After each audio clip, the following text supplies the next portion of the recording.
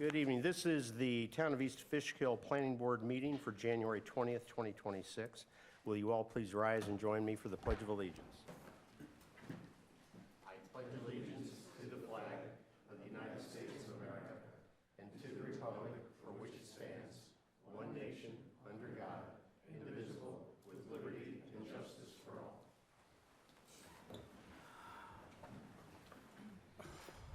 Thank you. Upcoming meeting date is February 17th, 2026. We have the minutes from the December 16th, 2025 meeting. Could I have a motion to approve the minutes? So moved. And a second? Second. All in favor signify by saying aye. Aye. Any opposed? Okay, we had a couple of public hearings that are being moved to our February 17th meeting. The first is Valley Christian Church. Could I have a motion to adjourn that to our February 17th, 2026 meeting? So moved. Second. All in favor signify by saying aye. Aye. Any opposed? And the second is Ridges at Stormville Mountain Subdivision. They too would like to go for the February 17th meeting, so could I have a motion to adjourn that public hearing to February 17th, 2026? So moved. Second. All in favor signify by saying aye. Aye. Any opposed? Okay. So the next public hearing is for Montage Subdivision. This is a public hearing that I think is still open from previously, but I will ask for a motion to open the public hearing. So moved. In a second? Second. All in favor signify by saying aye. Aye. Any opposed? Okay, thank you. Welcome. All right, good evening. Chairman, members of the board, staff, consultants. For the record, Jennifer Gray from the law firm of Keenan Bean, here on behalf of the applicant, Charbel Duchess. From the applicant's entity, we have with us tonight Tom Troy and Mark Canuli. We also have a whole team of consultants with us tonight to help present the application and answer questions that you may have. From my office, we have Judson Siebert. From Day and Stokosa Engineering, we have Amy Bombaderi for civil engineering. From Colliers, we have Pete Rosillo for traffic and Jordan Valk for water and wastewater. And we also have Stacy Steiber, our hydrogeologist from WSP. So hopefully if any questions come up in any of those topics, we've got it covered. We're here tonight on a subdivision application that's been pending before you for quite some time. I have not been involved in the full length of it. I'm told it's been 20 years. In one iteration or another. It is a cluster subdivision of 122 residential lots, plus a water supply parcel, 2 open space parcels, and then 2 parcels that will be retained by the seller. So the applicant is the contract vendee for the property. The seller will retain a 1-acre parcel for single-family lot and also a 44-acre parcel. In total, the total assemblage is 385.5 acres that we're proposing to subdivide. The development, however, because it's a cluster subdivision, the development is concentrated on only about 70 of those acres, so retaining a lot of open space. 70 of the 385. The property is located on the south side of Route 52, near the intersection of Route 216. In the R1 zoning district.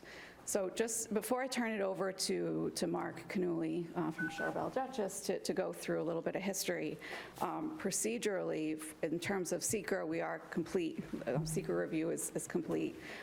The project went through a full environmental impact statement, supplemental impact statement, and a finding statement was adopted by the planning board, if you recall, back in 2019, November 14th, 2019. So we're past the SEQR stage. So what we're here on tonight is a public hearing on the preliminary and final subdivision. The team appeared before the planning board several times in 2021 and 2022 for public hearings. A public hearing was opened in August of 2022. It's been adjourned from time to time since then. And the last submission before the one we just made in December was made in October and November of 2024. So I'm going to turn to Mark, who's going to provide a summary of what we've been up to over this past year, what we've been working on since the last submission. And as you'll hear from our updates, we believe that everything is in order and everything is buttoned up to allow the public hearing to close and a resolution to be drafted for your consideration for preliminary and final subdivision approval. So with that, I will turn it over to Mark, and he'll give you more of an update. Thank you. Good evening, everyone. Good evening. Mr. Chairman, before I begin, I think it would be helpful to bring up our company president who started the process 20 years ago to say hello, and then he'll let me get back here. Good evening, Mr. Chairman, members of the board. Tom Troy, President of Charbel Dutchess. Before I start, I want to express our condolences on the passing of Chairman G not too long ago. Thank you. Thank you. As our attorney and Mark mentioned, we've been before this board for, I think, actually a little longer than 20 years. So it's nice that we come back every 3 or 4 years, whether we need to or not. I'm jokingly, obviously. We're here to hopefully resolve any of the outstanding issues that we've heard over the last few years based on the most recent subdivision. Since you've seen us, a few meaningful things have happened that I just want to give you an overview on.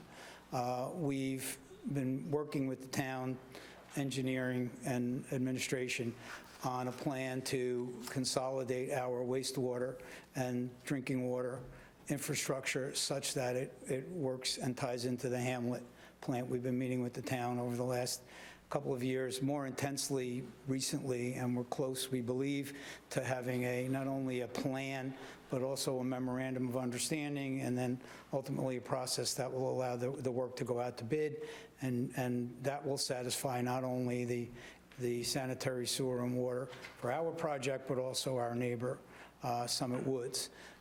So I'm very happy that we've gotten to that point. There was a lot of back and forth over the years about which direction to go, whether to build on-site or even the one idea was to take it up to Four Corners. That's all been clarified now, and we've got a plan that we can live with and a process. So very happy to have achieved that.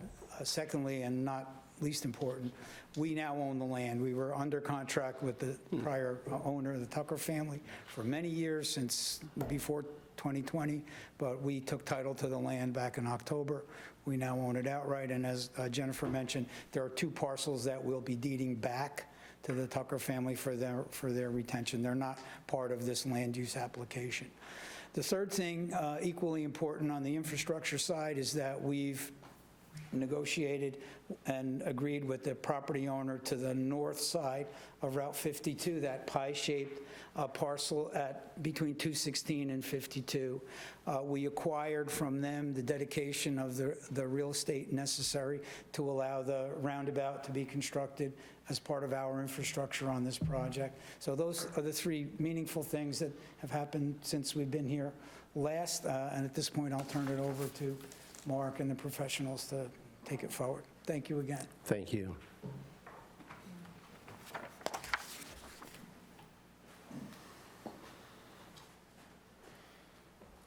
Okay, thank you. Good evening again. I too want to offer my condolences to the recent passing of Ms. G. She was very instrumental in this project, worked on that for a really long time. Met with her several times to go through the secret process, and our condolences to her family, friends, and her colleagues. Thank you. Of course.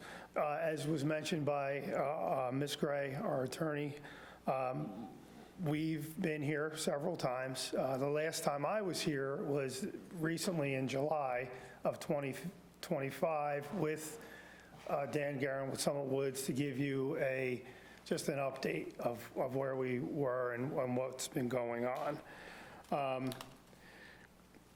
We noted at that time, it was July 17th, July 19th of 2005 was when we had our first scoping document approved, and that was for a different project where we had a senior housing hybrid and a non-senior housing. So over 20 years, and here we are again, happy to be here. But we proceeded with an as-of-right conventional lot layout to establish a lot count where we achieved 122 lots using your R1 zoning, and through SECRA, we proceeded with a cluster lot layout. I want to just get an image here, and I know I'm not going to be able to do this, right? Password. It says Scott Bryant, so I don't know.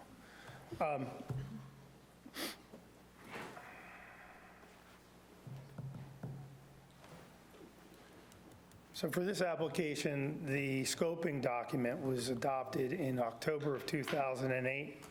We went through a series of, through SECRA, we had the SEIS, the FEIS, and eventually, as was mentioned, the board issued a finding statement in November 2019. As was mentioned by Ms. Gray, we were here in October of 2021, again in August of 2022, and in September of 2022, where we opened up to the public for public comment. Thank you, that's perfect. Oh, it's not up there, though. Well, I'll keep going, get through. All right.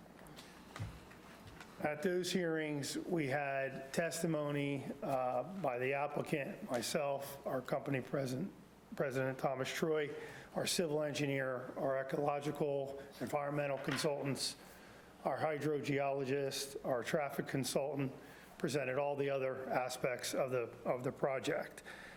We received comments from staff, from the public. We've addressed those each time we returned. And I believe tonight we'd like to obviously reopen again to the public, like to hear any more comments. And if the board's so inclined, we'd like to ask that you close the public comment portion. Because we have our entire team here, I think, to address any substantial comments. I think we could probably get those addressed on the record. So let's see how we proceed. Is it starting? It's working. As was mentioned, our project is located on the south side of Route 52 at the intersection of 216. The site totals approximately 385 acres, which includes the land mentioned earlier that remains with the seller. There's still a 1 acre lot and a 44 acre lot that remains with the seller. The initial action was a conventional residential subdivision layout under the SECRA. R1 zoning allows you, and the board decided the better solution would be to utilize a cluster subdivision, which would have the least amount of impacts on the environment. Here you go. Get the plan. Oh, there you go. As you'll see there you go, on our cluster subdivision, which is the plan on the board now. I don't know how long it'll last, so I'll go quick.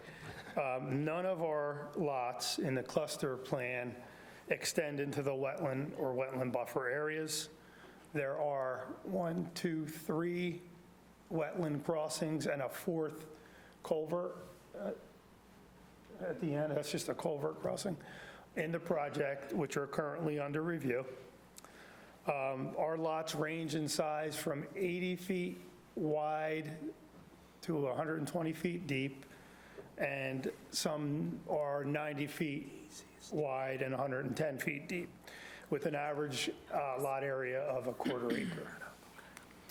And as was mentioned again earlier by Ms. Gray, the cluster subdivision limits the development of our project to just about 70 acres while preserving just over 275 acres of open space, which would be permanently preserved. And currently, we're working with North American Land Trust, who will be the easement holder of those areas. Some important project updates, some which were mentioned in July and some are more recent.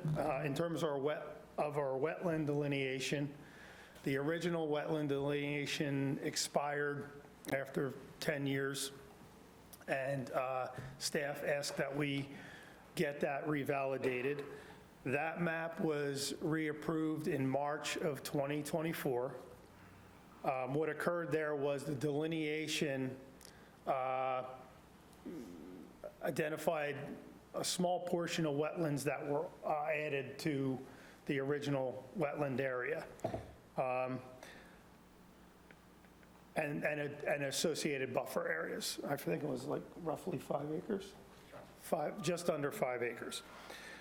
The updated delineation expanded that area, and staff requested that we revisit the cluster lot layout to make sure that the 122 lots we achieved way back when could still be achieved with the new wetlands on the plan. So, since July, we worked with our engineers in August through December, developing a new cluster lot layout, and worked with Mr. Renia, who's here tonight, your consulting engineer, who is an old colleague of ours, and we're able to achieve 122 lots. Several calls, I apologize, and several emails that I've left for Mr. Renia. Each time he's helped us get through the details he needed, and we recently received an approval from his office on January 17th, 2026, which requires some additional details to be added to that plan, which we're already working on. And our current cluster plan, which you see on the board here, was also revised to eliminate lots within the expanded wetland area. In terms of off-site sewer, our president, Mr. Troy, mentioned that we're now running our sewer through a series of pump stations and force mains from the project site, Montage project site, to another pump station, I believe on the East Fishkill Fire Department premises, and from there through a force main to the Hopewell Hamlet wastewater treatment plant.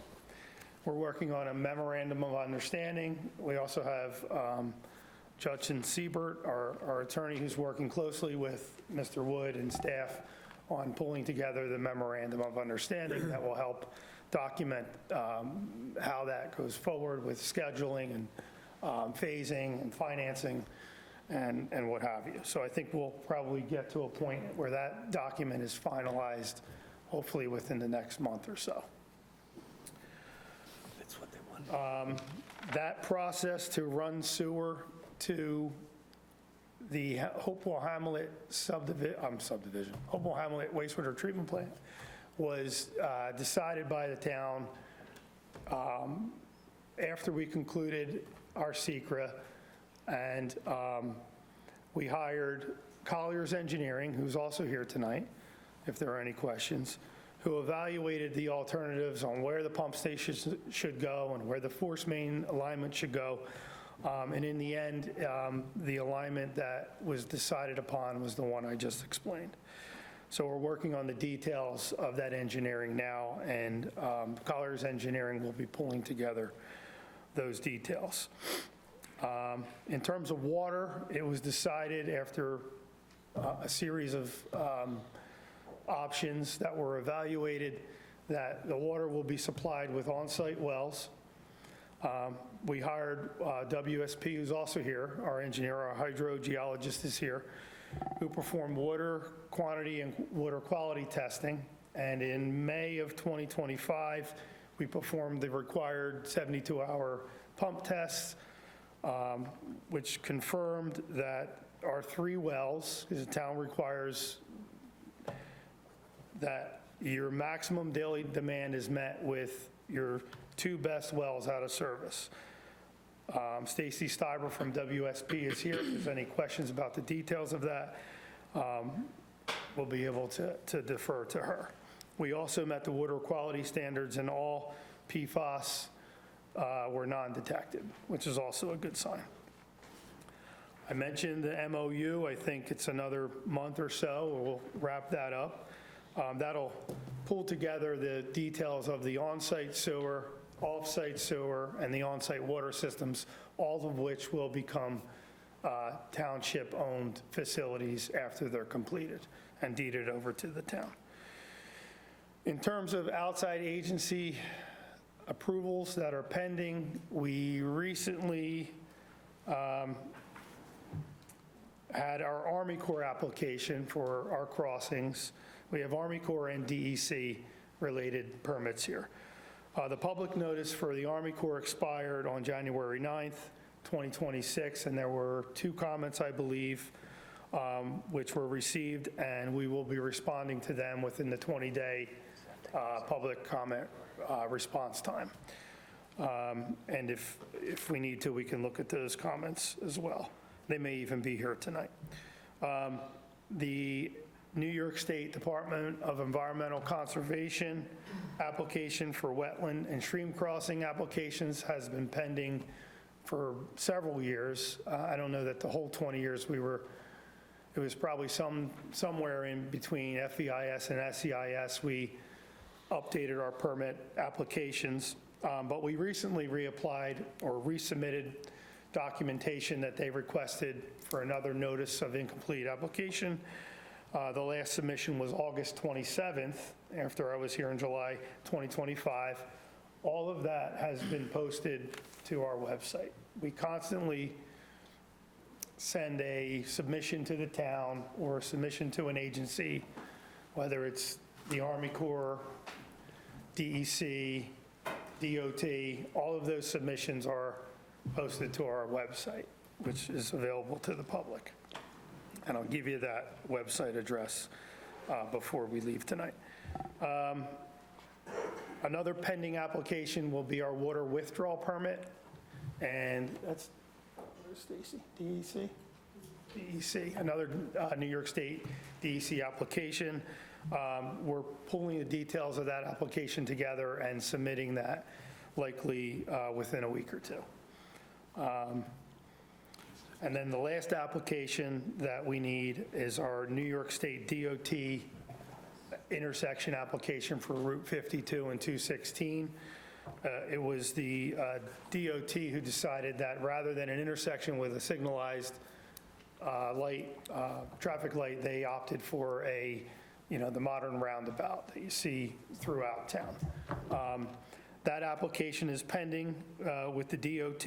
Our traffic engineer, Mr. Vasillo, is here from Colliers. If there's any questions, he's here to address those as well. As was mentioned previously, the project will have a homeowners association who will maintain the interior open spaces. And whereas the larger open spaces and wetlands will be managed and held by the easement holder, North American Land Trust. The roads in the project, if there are questions about the roads and the details of the alignment, Ms. Bombadiri from Day Stokoza is here, our civil engineer. She can address those comments. We recently received a review memo from HVEA Traffic Consultant. That was dated August 2023. We'll address those comments as well tonight. There is lighting in the project where we will need a lighting district. We'll work with the town engineer, Mr. Bryan, on that. We have sidewalks on certain sides of the road throughout the development. For pedestrian circulation, we'll have a sidewalk district. And I believe because we have the bridge crossings and these are private public roads, that there's a stormwater district as well. And I'm looking at Scott. Okay. Yes. Okay, that's what we thought. So that's my overview and update. We're here to answer any questions. As I said, Ms. Bombadiri is here from Day Stokoza for civil. We have Jordan Volk, our sewer and water engineer from Colliers Engineering. Stacy Stiber from WSP, our hydrogeologist, is here. And Mr. Vasillo, our traffic engineer, is here as well. Okay. So do you have any more questions for me? Let me check with our board members. Board members, are there any questions or comments? For signing? Then I'll ask our professionals, do you have any questions or comments? You want to go first? I don't have any additional comments. As Mr. Corneli had alluded to, we had been reviewing the conventional lot layout, which was based on the new wetland that they had mapped out, which basically DEC took over some of what was formerly Army Corps, so then that added on a buffer area. So we went through in detail to make sure that the sensitive lands were not counted towards the conventional, and then looked in detail at the zoning to make sure the lots were laid out correctly. And their most recent version of that we found to be, to satisfy all of that. And then we've given a list of items we'd like included on that final map, so then we can have one final map that's part of the record. Okay, thank you. Scott? Well, I'd just like to start by saying my understanding was you're going to appear before the board to update the community about the water source. And I know you have all these other consultants here. We don't have our traffic consultant because, again, I was under the impression you were going to just update the board on water. So if we could start with water, I'm sure a lot of people are curious about the water, and then we can go from there. Yeah, Stacy Stiver from WSP is here, but we also have our traffic engineer, our civil engineer, so I'm sure we're going to hear comments about everything. Stacy will give an update, for sure, on the test. Okay, very good, thank you. Do you want the water update first? I think that would be helpful, yes.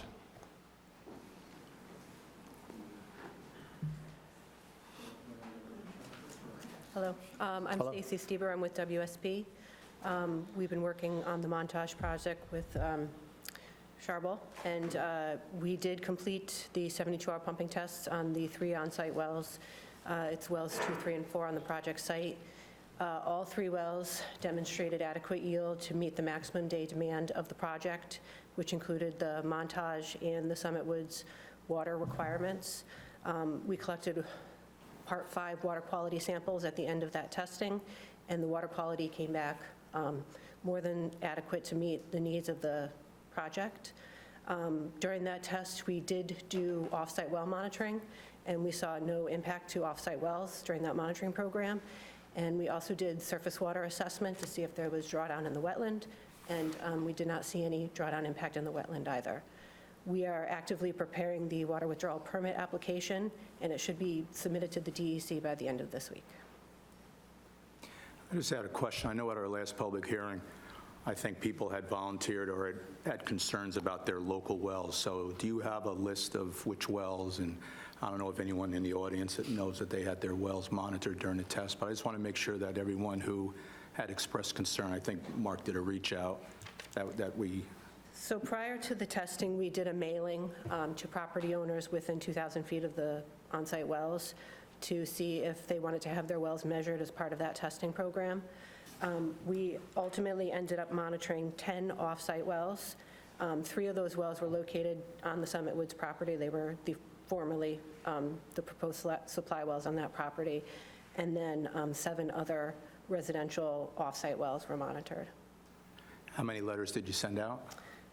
We sent out 37 letters, 37 property owners. Was there like a phone call or a follow-up to make sure people received the letters? We did a postal service mailing, and then we did 2 follow-up in-person solicitations where we knocked on doors and left letters for Okay. people we didn't receive responses from. Okay.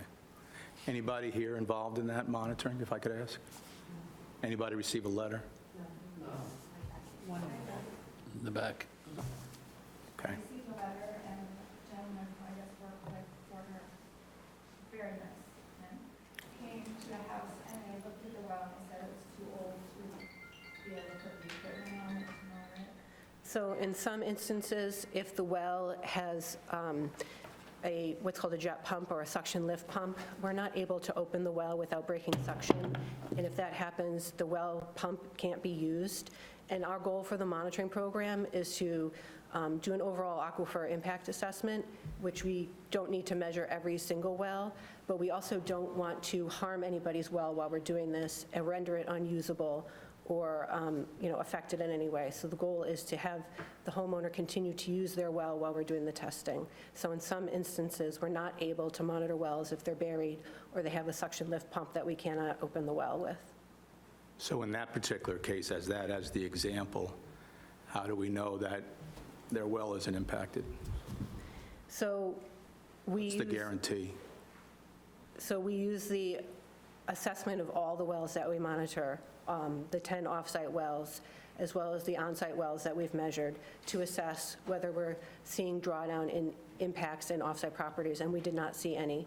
We also installed by hand 3 additional overburden monitoring wells because we did encounter a couple wells that we could not measure.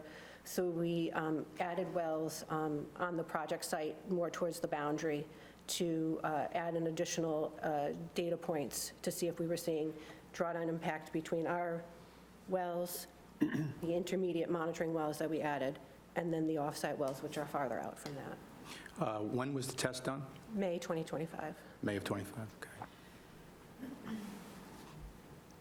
Okay, I think we'd just like to see the list of the 37, so we can just maybe follow up and verify. Okay. Yeah, I can provide a list of the 35 people that were contacted.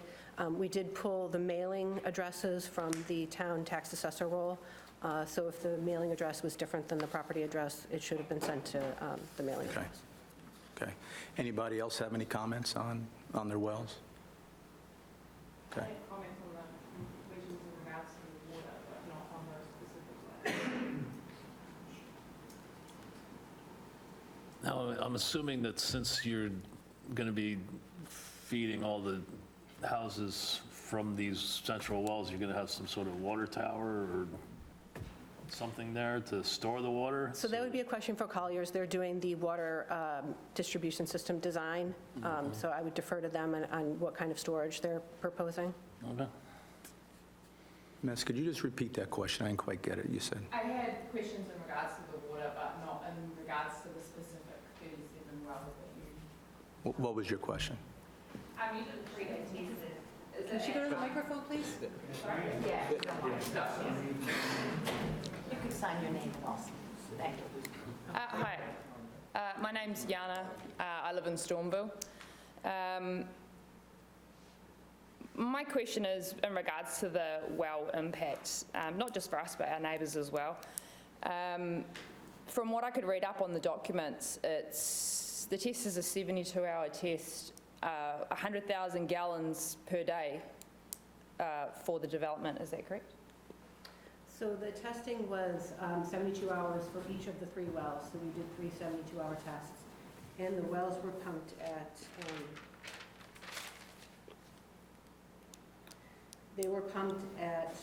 roughly 320,000 gallons per day. Okay. Each. And so my question is in regards to, my well is impacted by the weather, the season. We have pressure changes, we have quality changes, and especially in droughts as well. With that quantity of water being pumped out, a 3-day test in May, when we have a lot of rain, I'm curious, is that enough to justify being okay with drawing that much water out and not impacting us? I mean, developments are going to happen around us, and as our towns grow bigger, we're going to have effects, but they're going to be small, or smaller than this. So that was my first question, and my second question was in regards to the water as well, and it was in regards to the quality, because it says in one of the documents that you found radon 228 and 226 in the water, and then you were going to mitigate it with a water softener, which I don't believe you can mitigate radon with a water softener. Is that right? I'm not following. I think it's on the FEIS and the quality of the water that radium 226 and 228 were found in the water, and that was going to be mitigated with a water softening system for the development. So there was hard water, which would require... Water softener? Water softener. Yes, the water softener system was... So radium 226 and 228 are parameters that are included in the Part 5 analysis. There were detections in the water, Ma'am, which is normal. excuse me. Could you maybe even step closer to the microphone? Thank you. Yes. There was the water, elevated hardness was found in the water.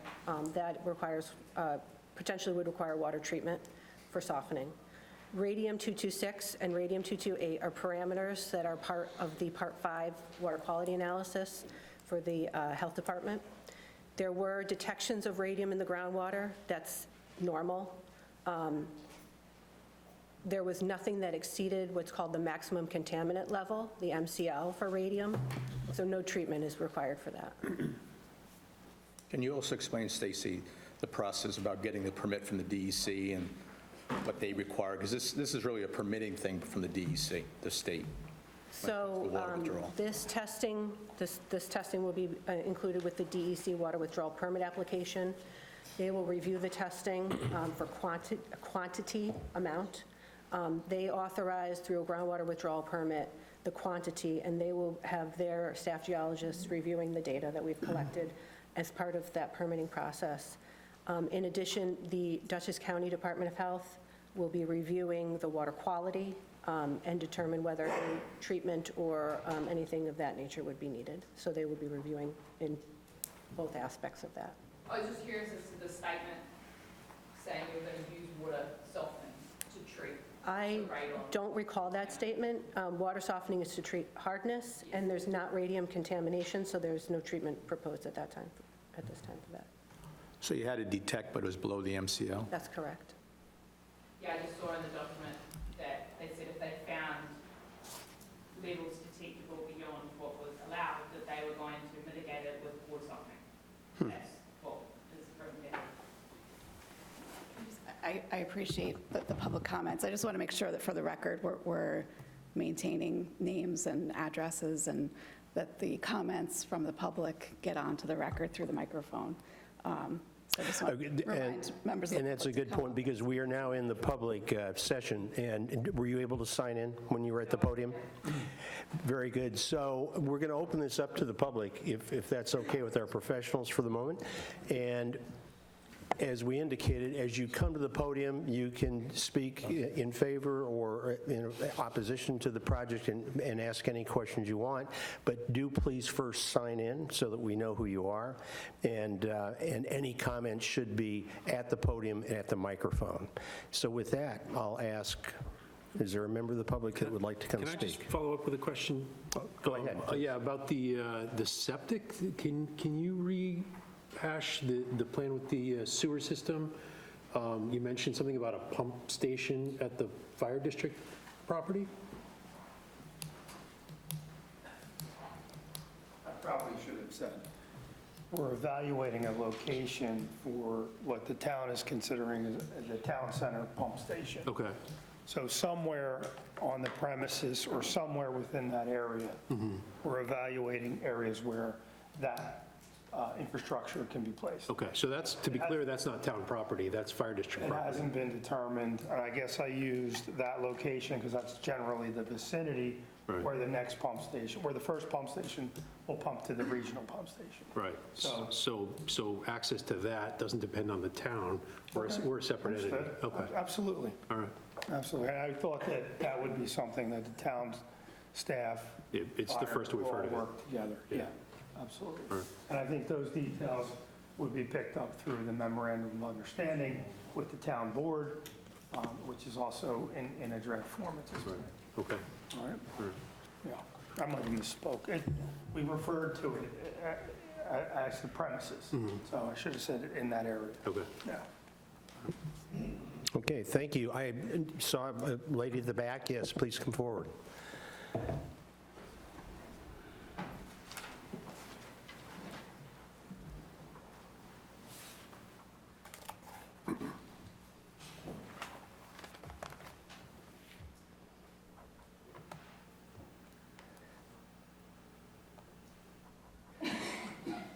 Hi, my name is Jen Cathers. I live in Stormville, not too far from the property, just comes right across the street from us as we come out at the bottom of the mountain. My concern is about the water, primarily. I know we've had a lot of issues with Four Corners. My husband's also part of the fire department and the rescue squad. There's been a lot of problems with Four Corners and Devon Farms with their water.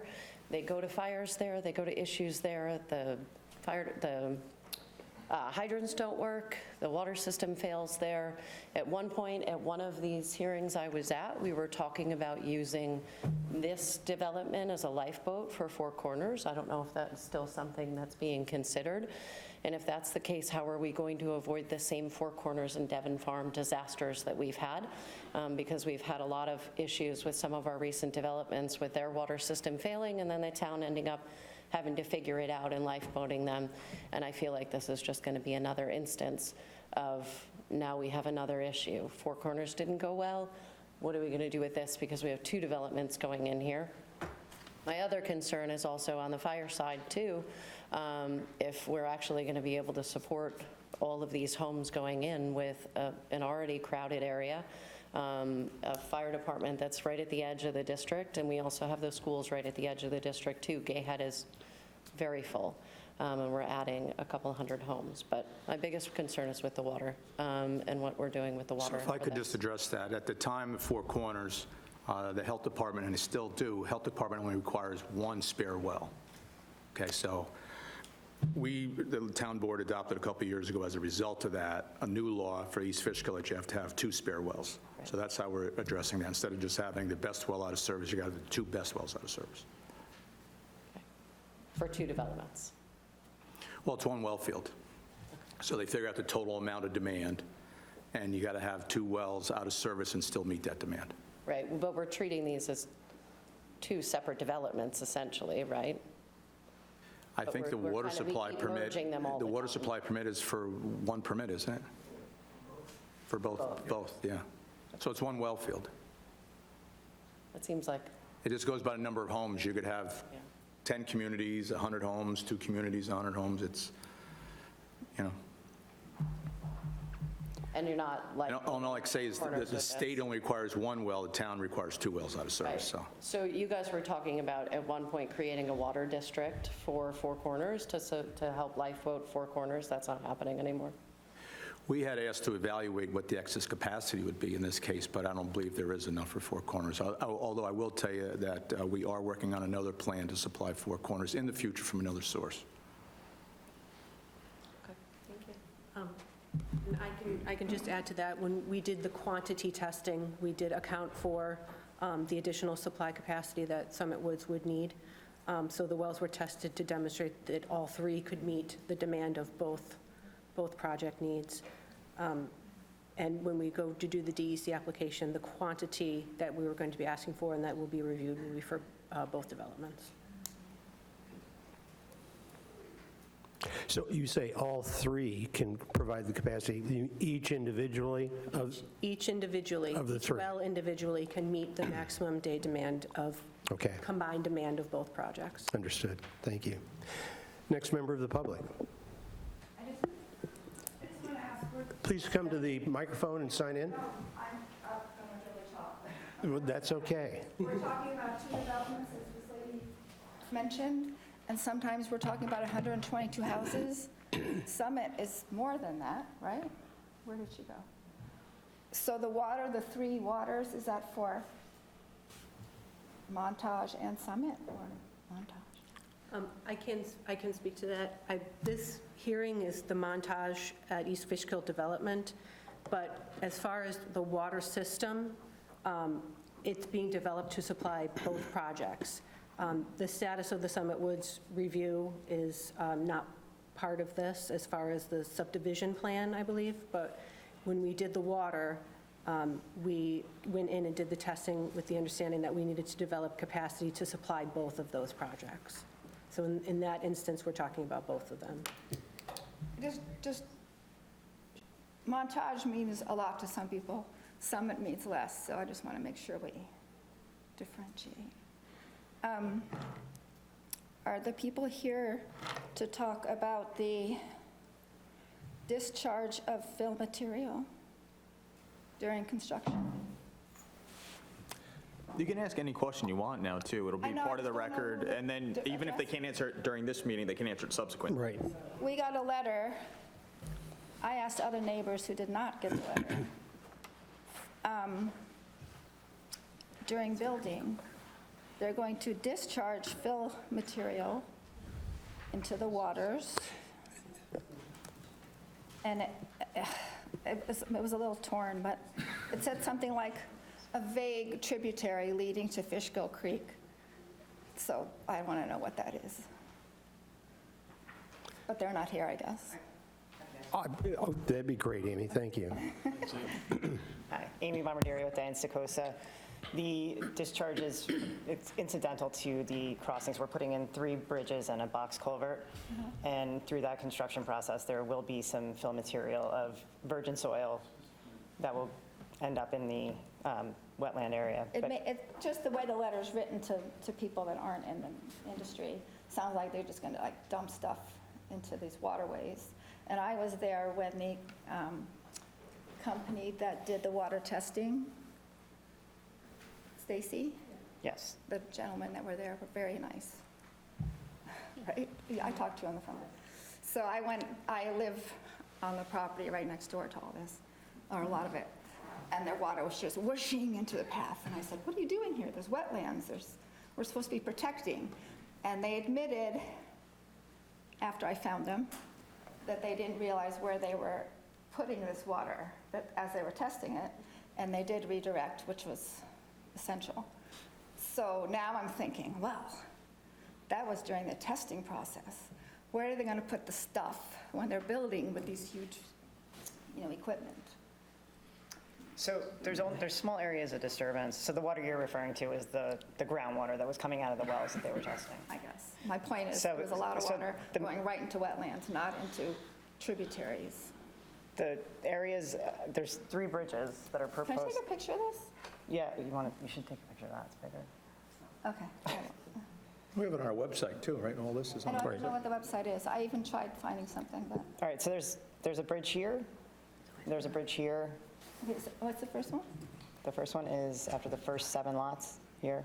This is where I live, right there. We have your address. I know. There's a bridge here. Uh-huh, Can you see that? yeah. So those areas there'll be some incidental disturbance to the wetland. We're getting permits for that disturbance. The materials that would be discharged into there it will be virgin soil that is surrounding the wetland. And where is that going to go? It will be Because all these properties on 52, we have such issues with water. with water. I'm sure you know. Is anyone else here that's on 52? The water that floods and floods and floods and floods, and then there's none, and then it floods, and you can't plant grass, and you can't cross your driveway. Anyhow, so I'm worried that the said mentioned unknown tributary leads to our issues. So we're also required to attenuate any stormwater runoff that's created from this development. So we will not be contributing to stormwater runoff that contributes to the flooding that's affecting you. Okay. There are areas where we have to mitigate wetlands, so we're creating more wetland area. So your net loss of wetlands is 0. Anything that would get into the wetland is all native virgin material that wouldn't contaminate. And will I get a letter in response to my letter? You will, actually. I read your letter today. I didn't know what to write. Okay, thank you. Thank you. Next member of the public. Could someone mention the website, please? What it actually is, or write it down. There's a lot of Chardonnay out there.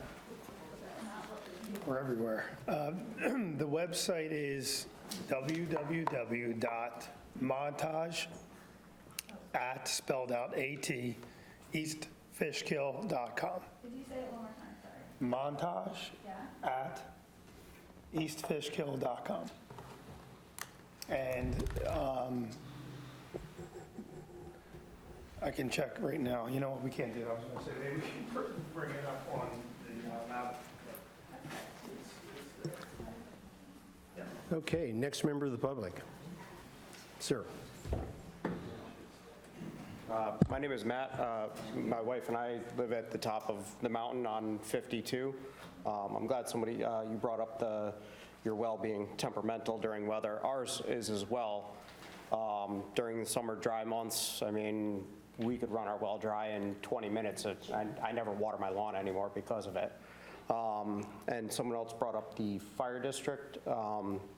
Yeah, that firehouse up on top of Stormville Mountain is, 2 bays, right? So, I mean, that's a big concern for me with not having support for a development like this one here. Something else that nobody else has brought up yet, and I know you said you have someone from DOT here for studies.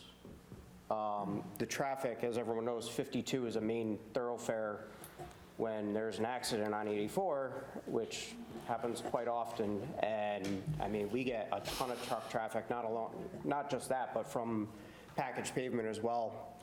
And I just want to make sure that if there's a traffic circle there at the intersection of 52 and 216, I'm sure there were traffic studies done. I've seen the strips across the road.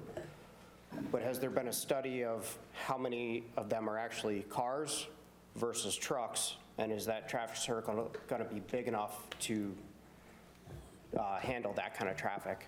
I'll just put them in Mr. Chairman, do you want us to address comments as we're going along? How would you- We have Mr. Basillo here from Colliers. He did design a roundabout. I know it handles truck traffic, emergency vehicles. I think that could be the easiest way to go, if you agree.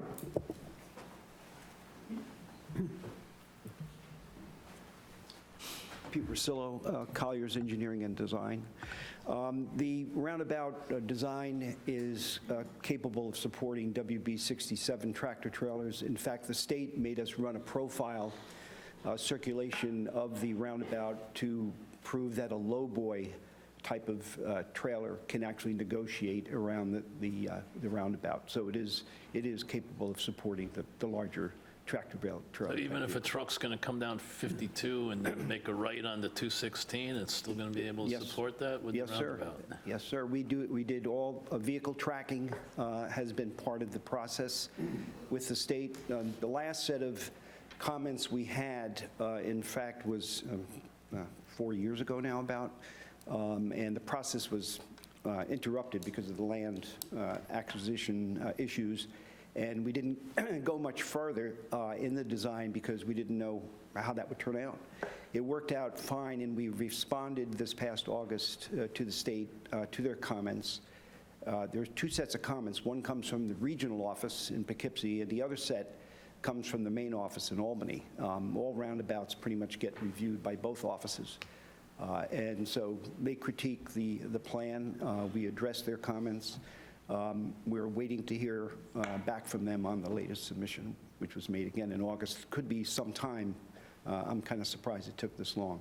But we did answer all their questions, and we did respond to their inquiries in terms of alignment of the approaches to the roundabout. And it's according to standards, and it will support heavy vehicles. Okay. While we're on the subject, just the timing of that roundabout. Can someone speak to the timing of that roundabout? That you'd have to probably ask Albany. I mean, we never know how. Not as far as the approval, but in terms of in the sequence of things. Well, there is a work zone traffic control plans that are put together that identify the sequence of actual construction. In this case, we'll likely do the quadrant where the triangular piece is being obtained first. Then we'll do the site side, and then the last piece will be eliminating the 216 approach and utilizing a portion of the roundabout. What I really meant, thank you, is more generally speaking, are you going to do the traffic circle before the first house gets built? I'm not quite sure what the approval. When does it happen in the process? The approval, the findings would probably indicate exactly when that has to happen. I don't know if Mark is planning on developing all these at once, or if it's going to be a phased development. Often, agencies will say, okay, you can build 20 units, and then once you get this 21st CO, because there's also going to be a lot of construction traffic coming in and out of the road for some period of time as well. Not just the homes at the end, but all the construction traffic. Excuse me, Pete. Part of this process of the permitting, the application, and the design, I believe requires a developer's agreement that obligates certain construction events to happen, as you just indicated, in some sequence relative to the roundabout itself. Right. As far as Scott's question goes, my intention would be to have the roundabout completed before we got to about 1/3 of the number of homes completed in the project, basically in the first phase. We have to have the sanitary sewer and the water in before we can move anybody in.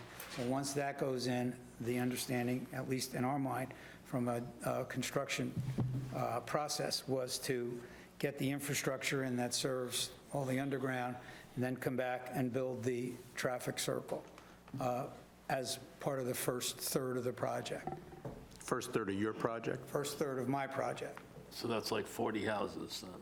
Yeah, if there's, a third of 122, so 40 houses. I don't think the traffic circle has anything to do with the project, our neighbor, so I don't know that that would be on him at any point, so ties to. It's just the more vehicles that pass through there, including the new homes, it just makes construction a little more. I understand that, and it's going to be hard enough to build that, which is why we need this detailed phasing plan from DOT. But in terms of the commitment to have it done, it would be logical to do the work as early in the process as we can, and that's why we anticipated in the first third. Thank you.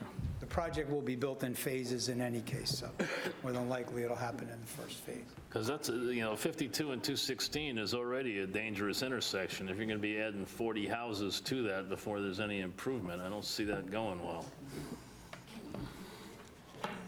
Listen, Mr. Miyoshi, respectfully, I don't know what conditions DOT is going to put on us when it comes time to build this. So that concern may be addressed in their permit. But if, to the extent it's not, our intention is to build it as part of the first phase of the project. Okay. Mr. Chairman.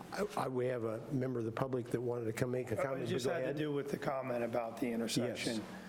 As you can see on the exhibit, there is a section of road, which is the emergency access road. If this development were to go before Summit Woods, there's a certain linear feet of roadway that we can't exceed. Once we exceed that point, I think it's a cul-de-sac requirement, we require a second access. So at some point, there will be that blue section of road through the Summit Woods, which will be another way around and through the project to avoid the intersection. Okay, thank you. It would exit the development on the southeast side and go through the adjacent property out to Route 52. Back out to 52. Dave? Question about that secondary road he's talking about. At what point is that going to be usable? Like I said, if we were to proceed, if this development were to proceed before Summit Woods, there's a certain point when that road would need to be required in its emergency access form only. So, and then when Summit Woods develops, that's one of their main roads through the development. I understand that, but at what is that point? Because without that road, if one of your bridges or crossings fails... It's in the early phases of getting those crossings go in the beginning of the project to a certain extent. I think it's like 1,500 feet, isn't it? I think your maximum cul-de-sac. Alternate. It's 1,500 feet? Yeah. I'm asking, I think that's true. I don't know off the top of my head exactly what it is. You probably That look was it up. why we have a developer's agreement with our neighbor to proceed in advance if their construction wasn't going forward at the same time. Okay, ma'am. Sorry, as we were talking, I had another question that came to mind about the roundabout. The speed on that part of 52 coming down the mountain is 55. Coming into that circle, that's going to be insane with those trucks.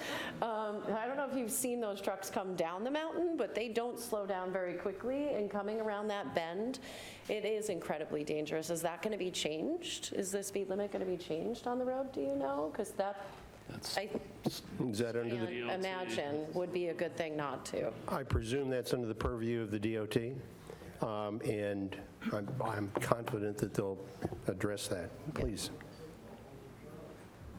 Yes, it is under purview. The town could request speed reduction.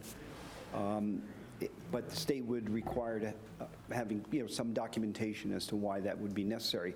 There will be advanced signs approaching the roundabout from each of the 4 approaches with a reduced speed to actually 15 miles per hour. And those will be put far in advance of the actual roundabout itself. Also, the latest set of plans has a crosswalk actually across the western approach to lead to, I think it was a future trailway, I think was proposed. So with that in mind, the state is going to require some lighting around the roundabout, so you'll be able to see that roundabout from a distance. And that's still being worked on, the introduction of the illumination of the roundabout. Okay. Other members of the public?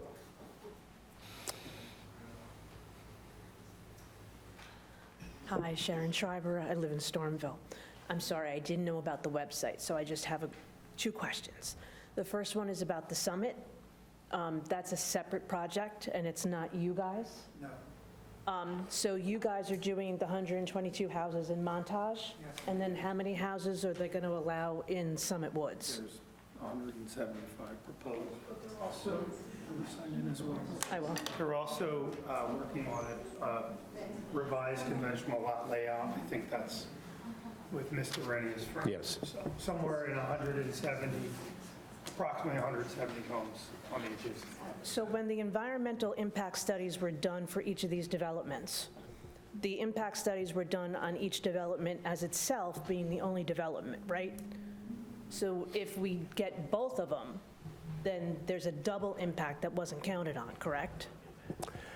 I think that was counted on. Michelle, can you speak to that? I can't speak to the traffic. No, I mean, we're talking about the environmental I impact. know, but I can't speak to the environmental impacts of the traffic.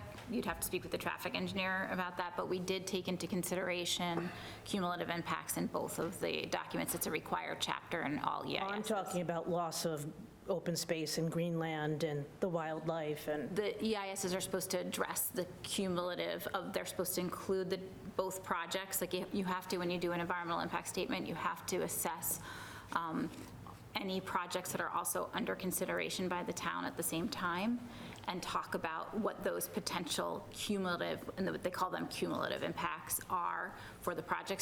So both projects were in each other's no-build list. So for example, the traffic for both projects should have been calculated in the traffic studies. The school children from both projects should have been considered in the school studies and all of those things. So when you say should have been, do we know if it actually was? I can't speak to the traffic, but in the other cases it was, yes. Okay. And then my other question is, actually, it's a 2-parter, I'm sorry. When the town is then given the wastewater piping and the pump houses as a gift after it's built, who pays to maintain it once it's ours? That's just paid by the district, the people that benefit directly from it. Okay. It's not a town-wide expense. All right, and then the other question, it may have been a rumor, but I want to ask it anyway. I had heard at one point from somebody that in consideration of pumping down to the wastewater, that somehow we were going to be pumping water down somewhere here for people to use off the property. Is that the case? Or was it just a rumor? I'm not sure I understand the question. Yeah, sure. I had heard that water would be taken from there and pumped down here because somebody down in this area had lost water and they needed water. I don't think so. No, we had inquired about any excess capacity for possibly Four Corners, but not for coming here, no. All right. Okay. Okay. Thank you. Yes. So we may have a bit of an answer with regards to traffic.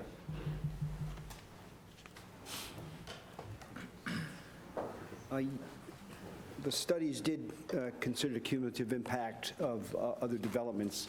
In particular, we had Summit Woods, Project Red Tail, which I think was the former IBM site, Blue Hill, Par 4 Golf, and Stormville Airport, whatever was proposed for those developments.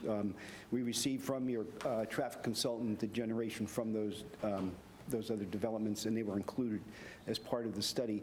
And I might add that subsequent to all the environmental, the state, as part of the roundabout program, asked us to go another 10 years beyond the completion of this project, and we had to grow the traffic, redo all the numbers around the roundabout and at the interchange with the Taconic. So it's actually went beyond what was necessary in terms of what was in the findings. Got it. Thank you.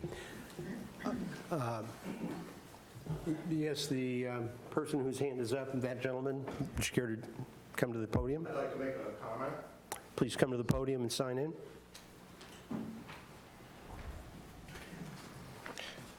My name is Robert Talevi.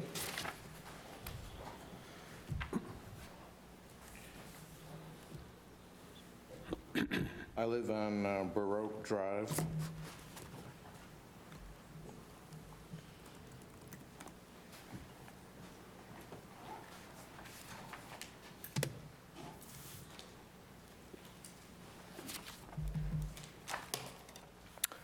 I have a prepared statement here. I submitted the statement to you earlier today. I just wanted to say that I'm a resident of East Fishkill, and I love learning about the historic roots of the town, back through the colonial era, back through the Native American period. I always read those historic plaques that are on side of the road as you drive through the county and through the town.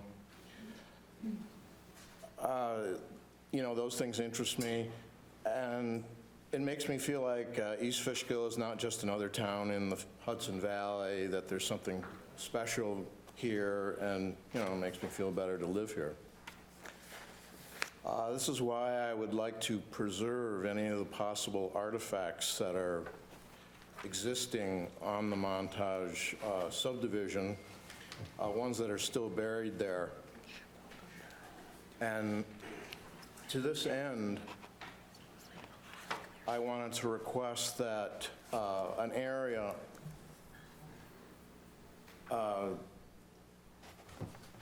over parcel A and parcel F be designated as a no disturbance zone, no soil disturbance, so as to retain any archaeological artifacts that are still there and to retain their original soil depth location.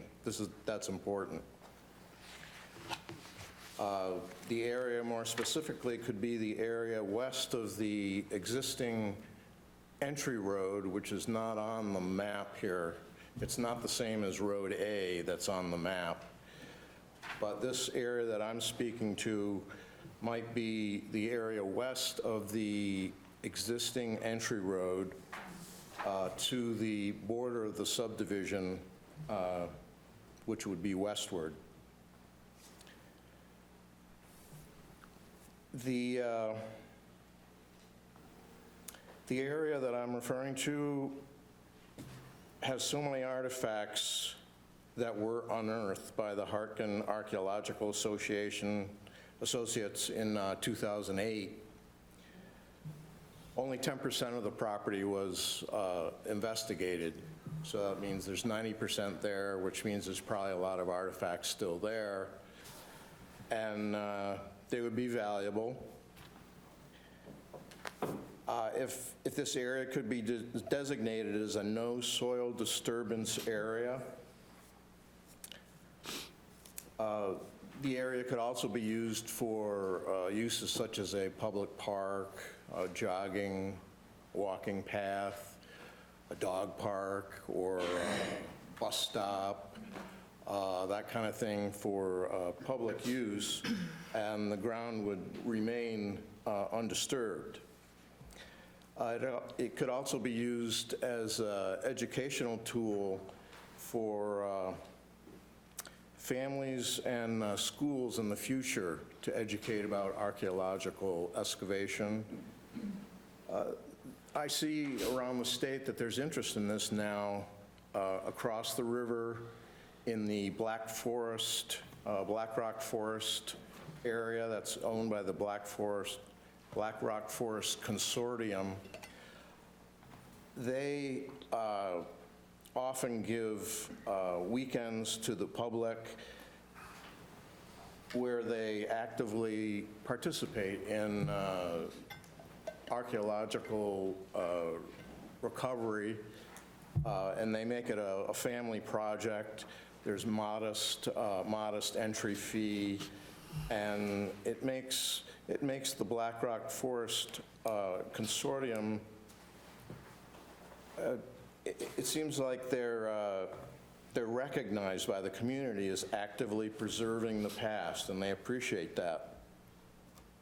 And similar, the University at Binghamton has a program where they allow families or individuals to work on actual historic sites around the state.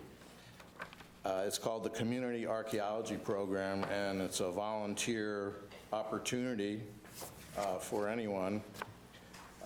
And I don't know how popular it is, but I know they've had it for several years, and they keep getting interest in it. I just feel that someday there's going to be interest in recovering the artifacts that are still there, and there will be money for it someday. All we have to do is preserve it and keep it undisturbed. So thank you for listening, and like I said, I submitted a more complete written report earlier. Thank you. Mark, would you like to speak to archaeological studies that I think you did? Did you sign it? Yes, I think I got all the information. Yes. You are correct. There were several studies performed during the SEIS portion by Harkin Associates. Right. There was a Phase 1A, 1B, Phase 2, eventually a Phase 3, and a data recovery plan.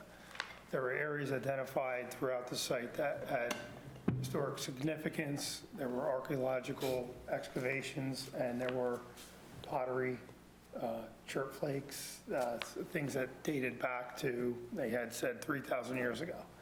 All of those were collected and sent to State Historic Preservation Office or Office of Preservation, I forget the acronym.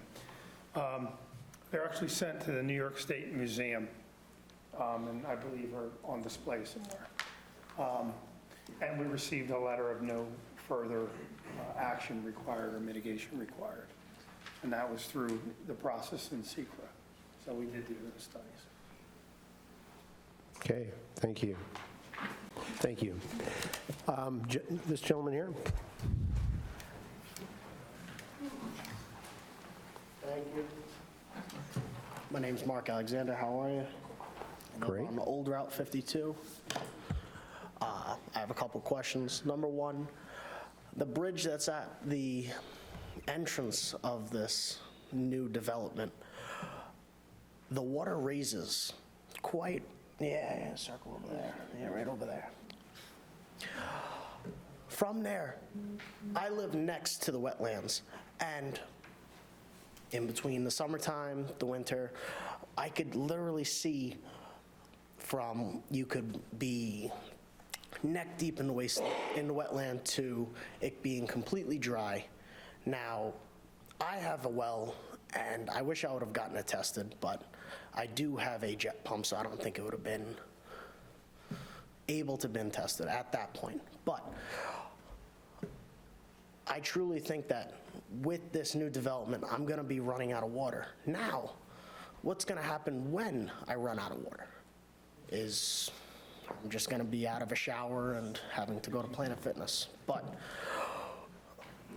being that said, for the other side of it, when it does flood out Route 52 on that side, what are they going to do before they actually put that road from the other entrance? Are they going to just, what happens when the bridge floods out itself? Because multiple residents on that side, that it happens to them. So what is the plan with that? How big of a bridge is it going to be? to actually say, sure. Is there someone over here? There's definitely a stormwater plan.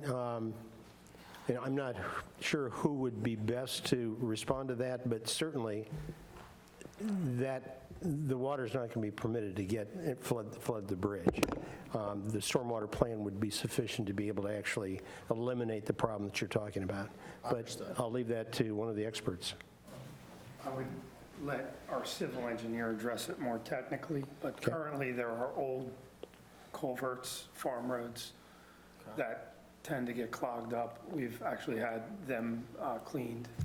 The new roads will have multiple bridge crossings, habitat crossings underneath to allow those wetlands to remain hydraulically connected. So those spans get even bigger, so the water doesn't get restricted. But if you need more, that's part of our roadway, and it's part of our DEC crossing requirement to develop, design them that way. Okay. Okay? A couple more things. Okay. One is that coming down the hill onto Old Route 52, that was allowed for trucking to actually pass through that way because they couldn't actually make the turn onto 216. Now, will that be lifted because going that way, it was the whole point of actually, they couldn't make that turn. Now, would that be lifted so that trucks would not be permitted that way? They would have to go through the roundabout to actually get onto 216? Because that's a big thing for me, because it's a nuisance to have these trucks pass me, hearing them all day long. And now this will be a way to fix that. I believe that's correct, and I think our traffic engineer can probably speak to that a little bit, but essentially, my understanding from a previous question is that indeed, in order to be able to access 216, you go into the circle, and trucks will be able to negotiate that. So that will now no longer be permitted to go onto Old Route 52? That I don't know. I think that's a question for DOT. And that's a town board action. That's a town road. So Oh, it is? That'd be a town board action to restrict traffic on that as a town road. Got it. Different conversation. It's a different conversation not to be decided by this board. This board can make a recommendation, but that would be up to the town board. All right, I think I'm done here. Appreciate it. Okay. Other members of the public? I tell you, if you don't mind, let me take questions first from the people who haven't had a chance to speak. Yeah. Absolutely. And I would ask everybody, please try to restrict your comments maybe to just a single set of comments, because we have a number of people here who haven't had a chance to speak yet, and we want to make sure everybody's heard. Okay, I'll make it quick. Yes, sure. This is all new to me. Hi, I'm Kathy. Hi. Yeah, sure. I live on Beekman Road.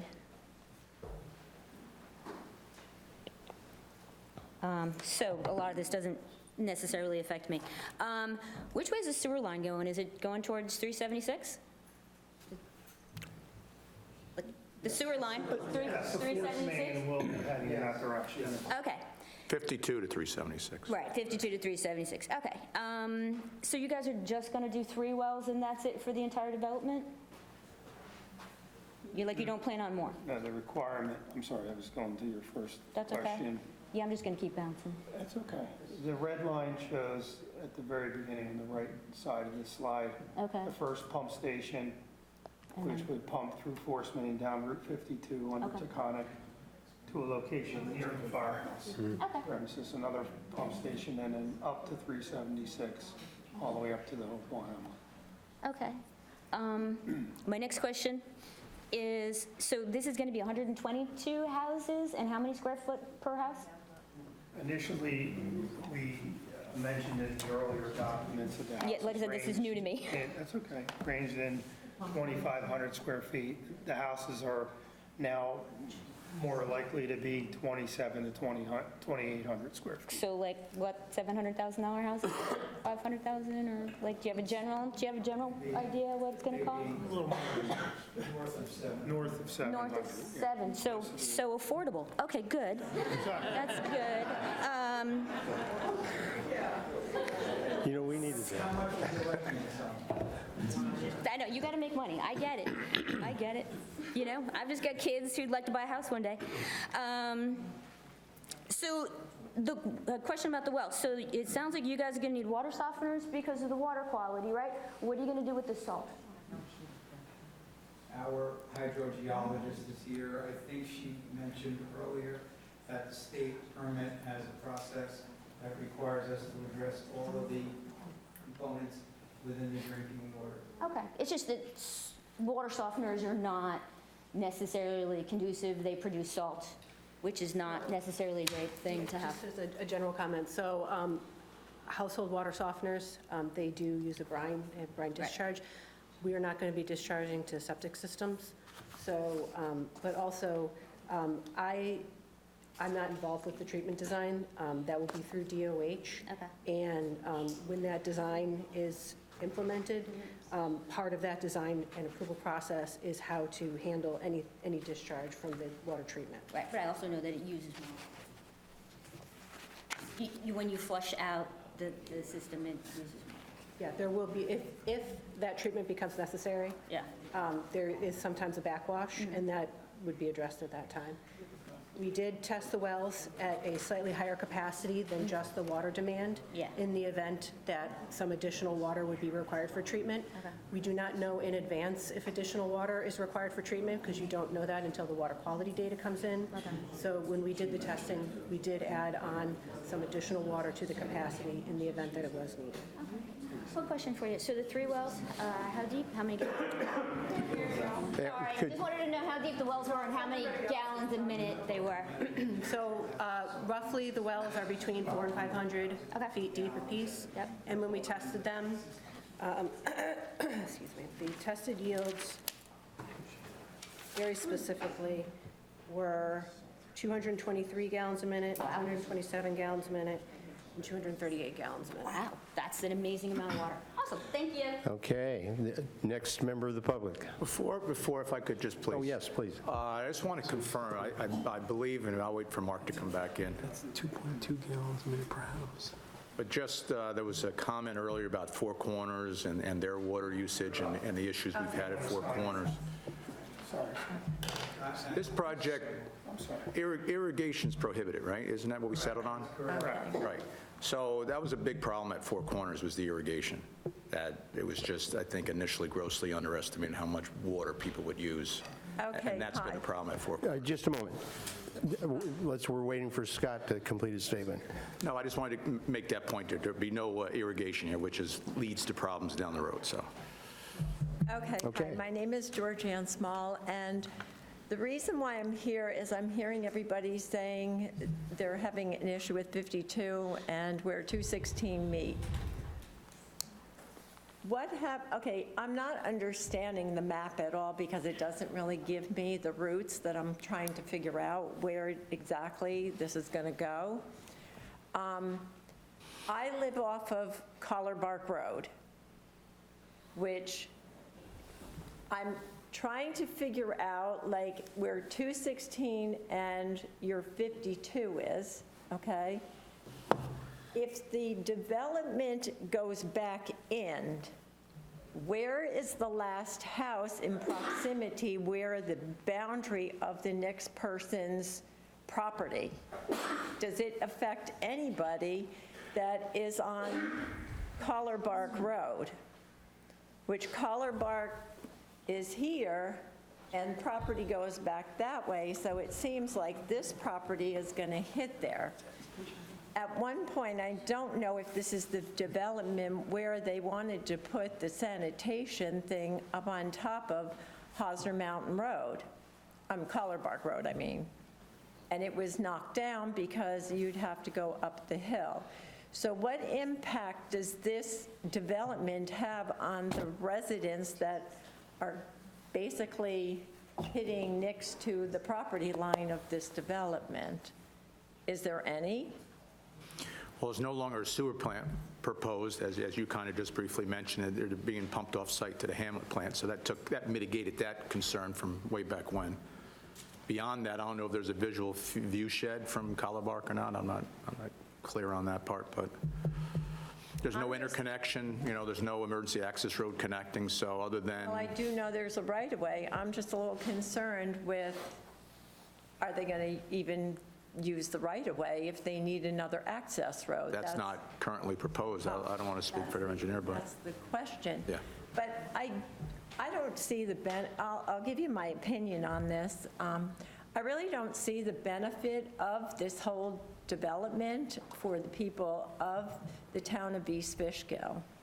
I know these houses are going to probably go for quite a bit of money, $650,000 plus, I'm sure.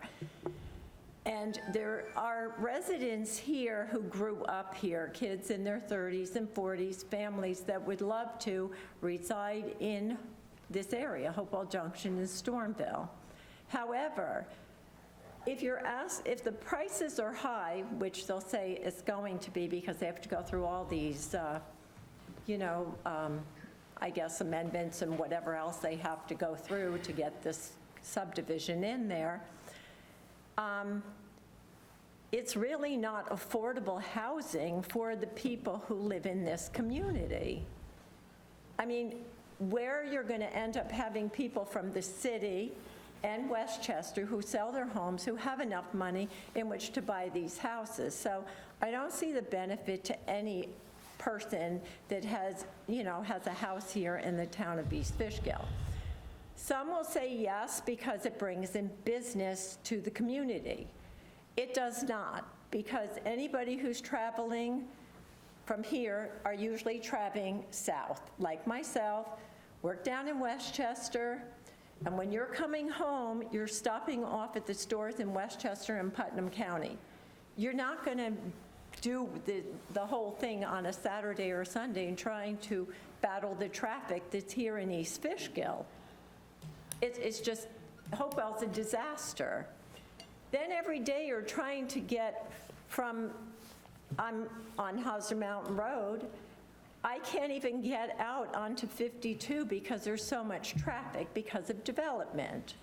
So I can't even imagine 100 plus, like I've heard other people say it, 100 plus houses. Most houses today have 3 cars.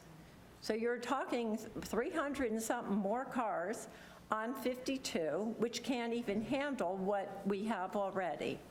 Then you have the highway department that's going to have to maintain these roads.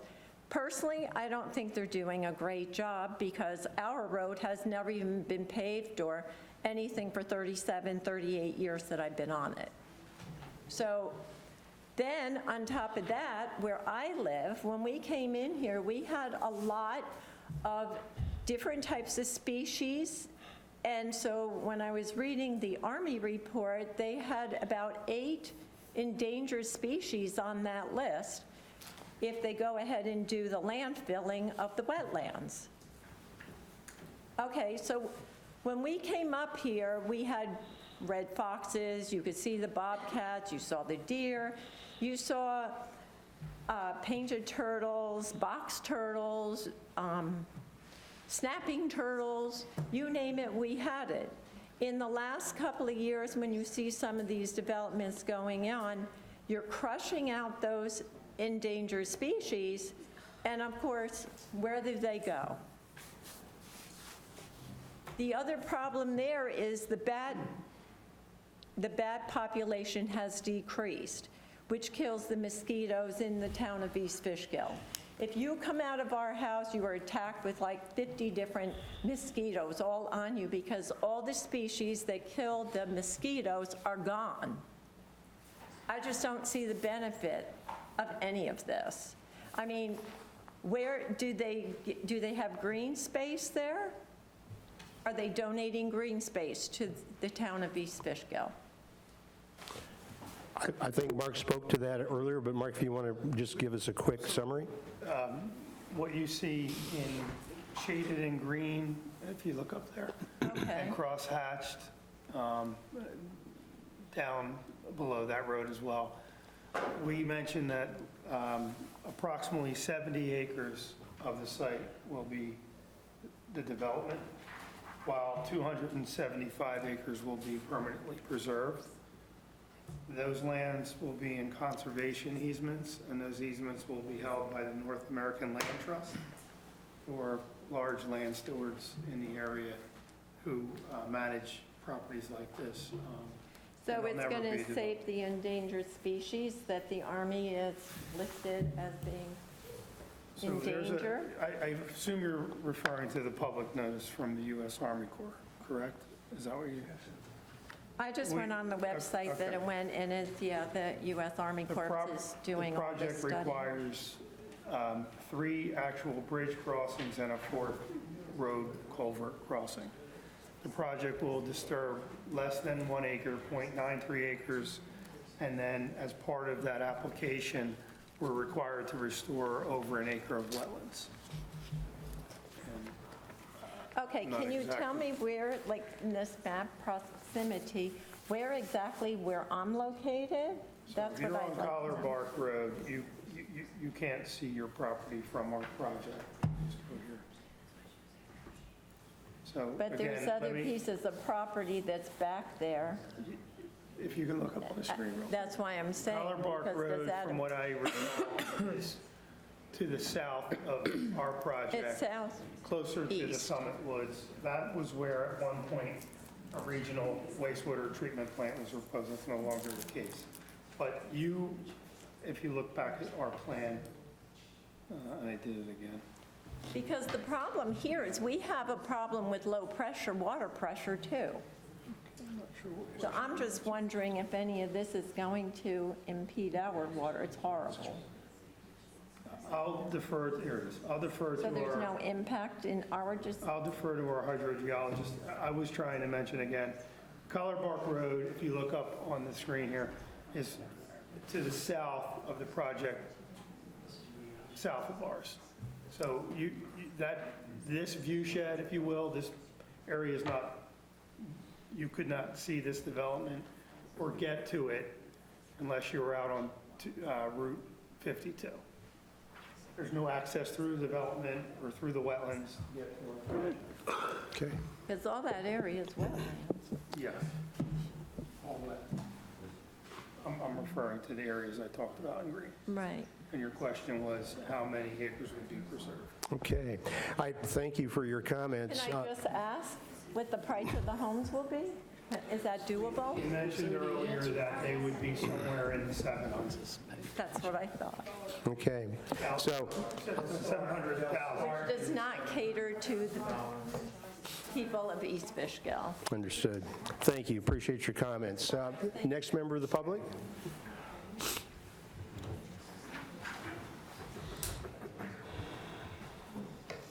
Hello. You know what, I covered this on the sheet. There you go.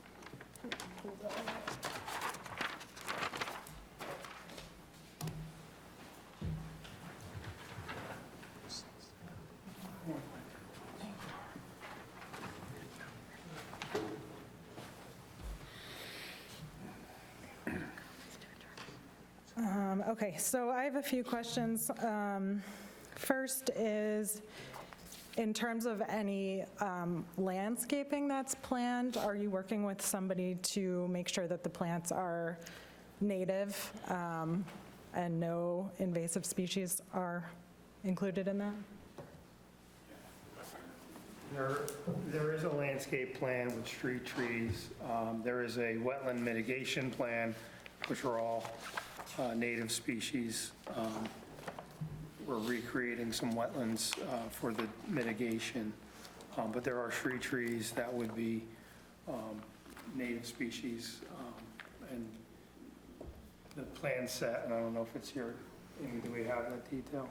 I don't think that sheet's on here. Our website shows an actual landscape plan where those trees are. The other questions I have, I think have been asked before, but haven't really been addressed. That's in terms of just the strain on resources like the firehouse and the school and the library, which hasn't been brought up. And if there is any kind of plan to make sure that there are, those resources are expanded to meet the additional need. Is that something you can respond to, Dave, or? Yeah, we have no plan to, we're volunteer. We can only expand as fast as people come to us. But we also have 6 stations in the town, not just one. And one in the Stormville Hamlets, a few minutes away from that subdivision. So you're not worried? No. Okay. Our concern is more with having enough water to fight fire. Yeah. Which is a question I have for later or at some point when it's appropriate. Certainly, and I think, I believe we sort of heard part of the answer to that in terms of the amount of water that's available for all the needs, including fire suppression.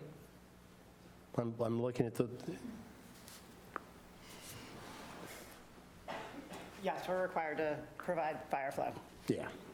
I'm sorry. Can I ask what that fire flow is planned on being? the volume. Is it 1,500 or 7? What is the required volume to be stored? I couldn't tell you off the top of my head, but 220 gallons a minute is not it. No, that's- that's the well. We're designing, and our engineers here to speak to that in detail, a water storage system that will provide the pressure to provide fire flow. We have to understand fire flow needs, and then we'll meet that criteria. How about volume-wise? What's the volume of the storage? Volume in our storage tank? We haven't determined yet. We're Okay. calculating the need, and we'll design the tanks and everything. All right, and there's hydrants throughout, Yes. Yes, off of that same tank? off the same All right. water system. Same water system are the houses? Pressurized, Yes, okay. Okay. Okay, last question that I think the first resident asked about, the well testing that was done in May and the fact that we're seeing more and more kind of drought seasons, and whether that was taken into account for how this water use might affect everyone else's water. So yes, the changes in seasonal water level are taken into consideration when we do the assessment. We do pump the wells at their maximum anticipated demand, which typically occurs once a year, the maximum demand. But we pump the wells for 3 days continuously at that volume to demonstrate what kind of impact it can have on the aquifer. And then we take that data and we assess it against potential long-term pumping. We do projections called 180-day projections, where they project out pumping water levels after 6 months of continuous withdrawal to assess whether the volume of water is there, whether the available drawdown is there, to determine, expected long-term impacts from this pumping.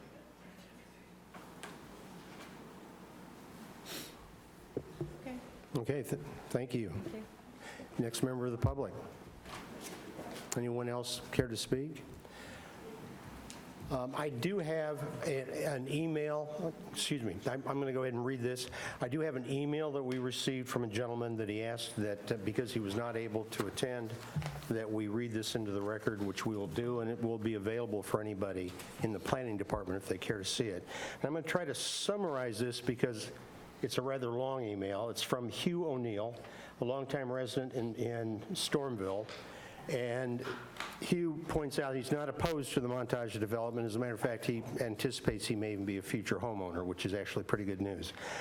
His concerns include environmental air and water quality impacts from the ongoing material operations on 2 adjacent parcels. I'm not sure I understand that concern. 2 adjacent parcels, some kind of material operations? I think the parcel to the north, what kind of mill? Sand and gravel? Gravel?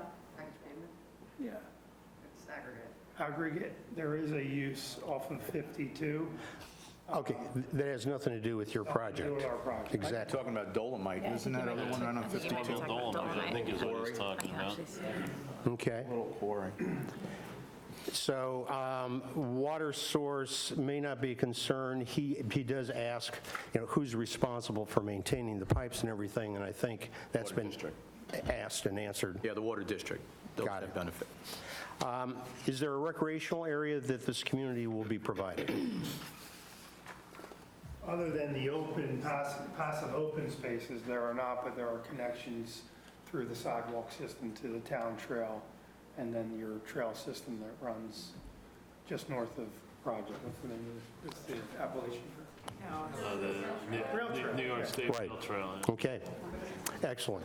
I'm sorry, and there's a requirement for recreation. You say for Got it. He asked about the impact on the school district. I know you did a study a few years ago. Has that been updated, or is any update anticipated? The last time we looked at that was before the finding statement concluded. We had additional data in the FEIS. That was the last time we were asked to do any updates. Okay. And then lastly, he asked about the impact on traffic on Route 52. I think we've talked about that pretty much at length. And the impact on the volunteer fire department and ambulance. And thank you for your comments on that, So gentlemen. I'll follow up with that, and with all due respect to Mr. Palin, he's very fire-focused. I have to consider the entire fire district, including the rescue squad. In 2025, the entire district responded to 3,338 calls, which is about a call every 2.5 hours, 24 hours a day, 365 days a year. 80% of those calls are ambulance calls. So every time we add a single house, we add to the possibility that one of those people is going to be calling for an ambulance for one reason or another. Adding 300 houses obviously has an impact to us. We now spend about $800,000 a year to have a paid ambulance, ALS ambulance, within our district as well. And there are times where now the county has 2 ambulances that they float around the county, that we have to call one of those ambulances down because both of our ambulances are out of service on calls. An average call lasts about 90 minutes to 2 hours for an ambulance round trip from the house to the hospital and back. So if you have both ambulances out, now you're waiting on one to come from somewhere around Route 9 and Old Hopewell Road. Beyond that, then we're looking to other towns, usually Beekman or something like that. And there's times where we've had 4 to 6 simultaneous calls going on. So there will become a breaking point at some point where EMS is a nationwide problem right now. It's not something that's particular to our town, to our state. It's something that goes on nationwide right now.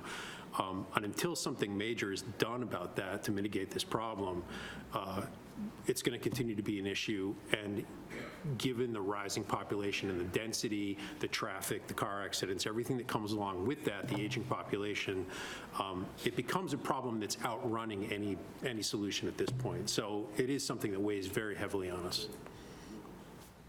Got it. I do know that's the subject of a lot of conversations at the county level with all of the towns and cities. And Supervisor Del Sandro, I think, comments on it pretty much every town board meeting and is determined to make sure that he helps solve or at least mitigate that problem for East Fishkill.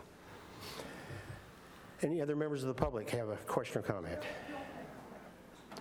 If you have a question or comment, please come to the podium and...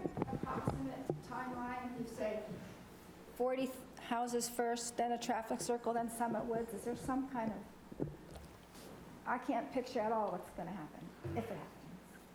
You said 40 houses first, then a traffic circle. What's Summit Woods going? Who's first, last, in between? Thank you. I will try and answer your question. Everything about this business of building homes is tied to one thing, and that is demand. That is tied to mortgage rates. That is tied to economic general climate. That is tied to pandemics. It's tied to moratoria. It's tied to any number of things. We've been, and tongue-in-cheek, but we've been here for 20 years. This project, in our opinion, is very viable.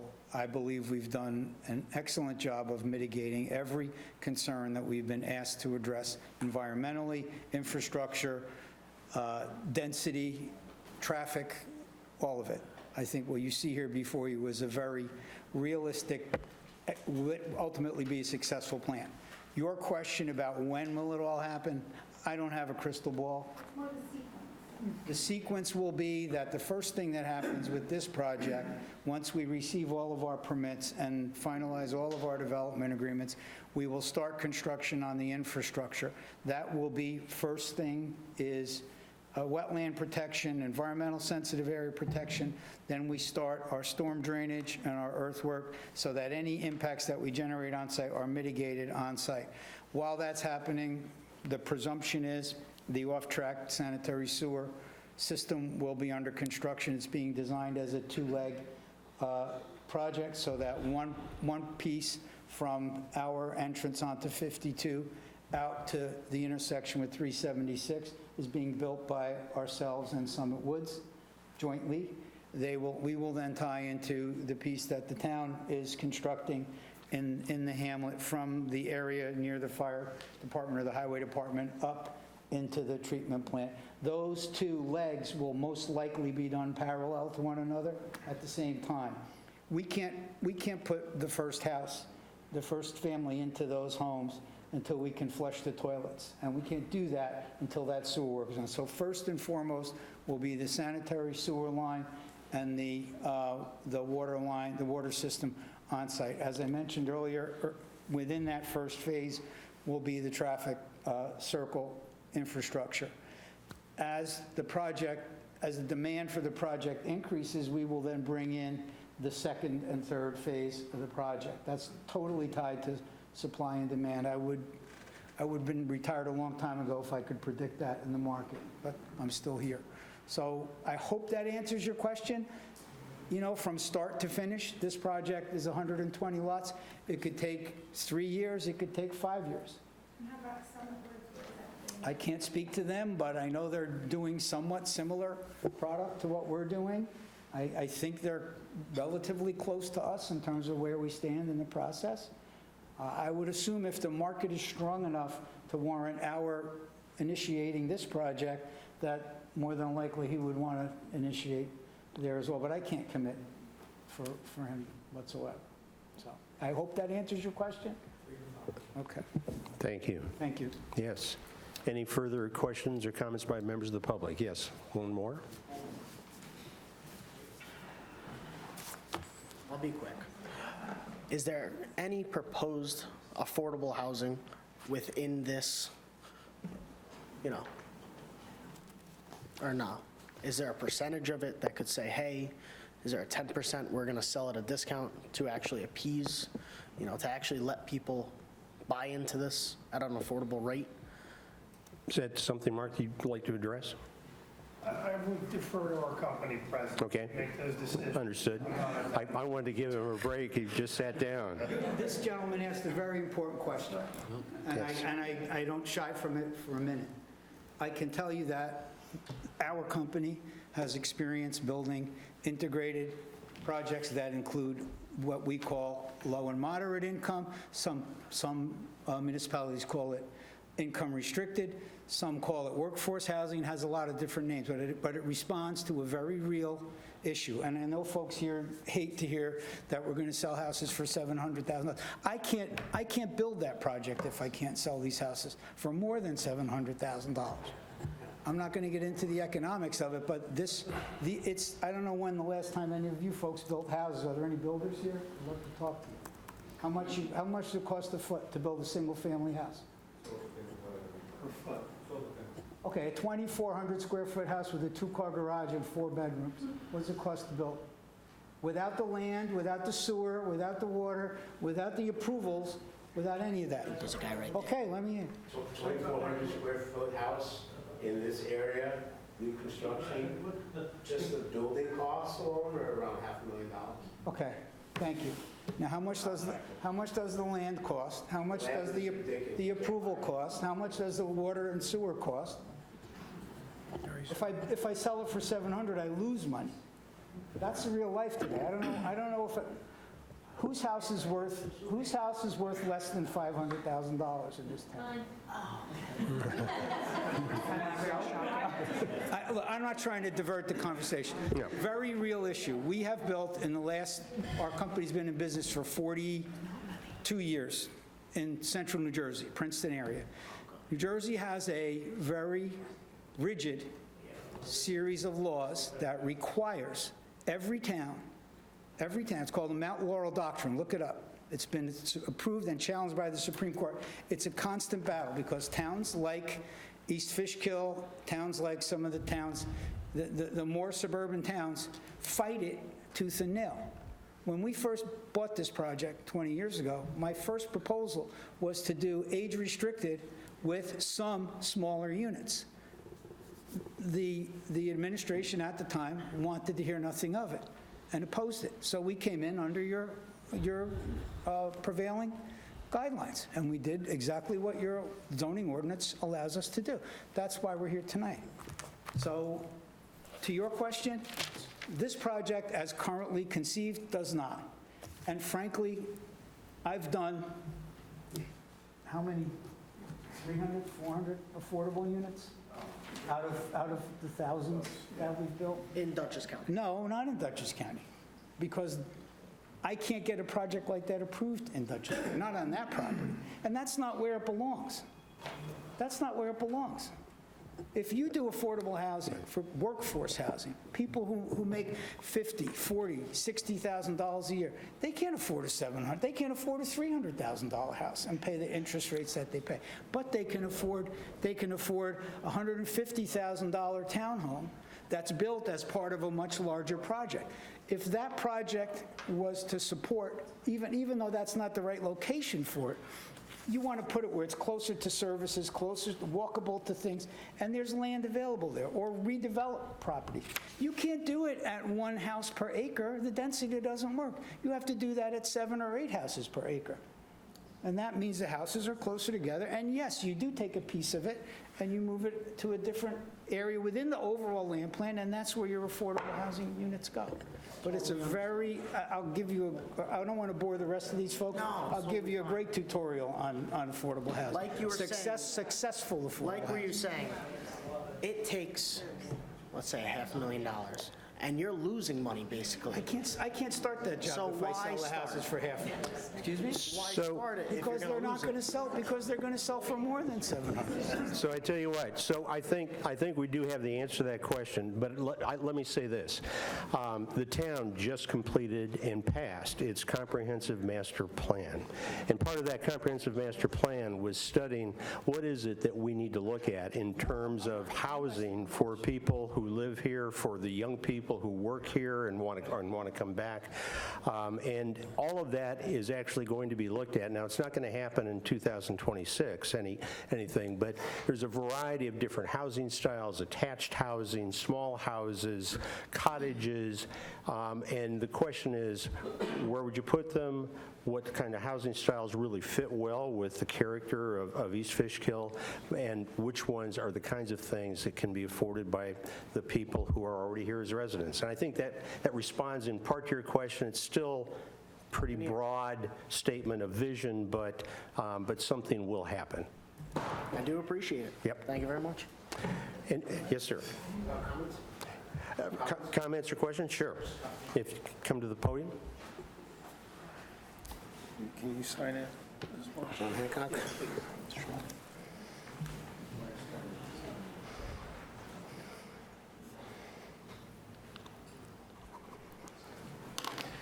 Okay, good afternoon, everyone. Glad that to see so many people here. Very important project, obviously. My name is Louis Sosa. I'm a 20-year resident of Stormville. Also a contractor in the area. Was also an auxiliary police officer with the NYPD way back in the day. Haven't had the time because I work 7 days a week, but hopefully I'll be meeting you guys soon. But basically, I wanted to allay some of the concerns because my perspective as a builder, a contractor, and someone who loves nature, who wants to make sure that we have clean water and that we're not destroying the area around us.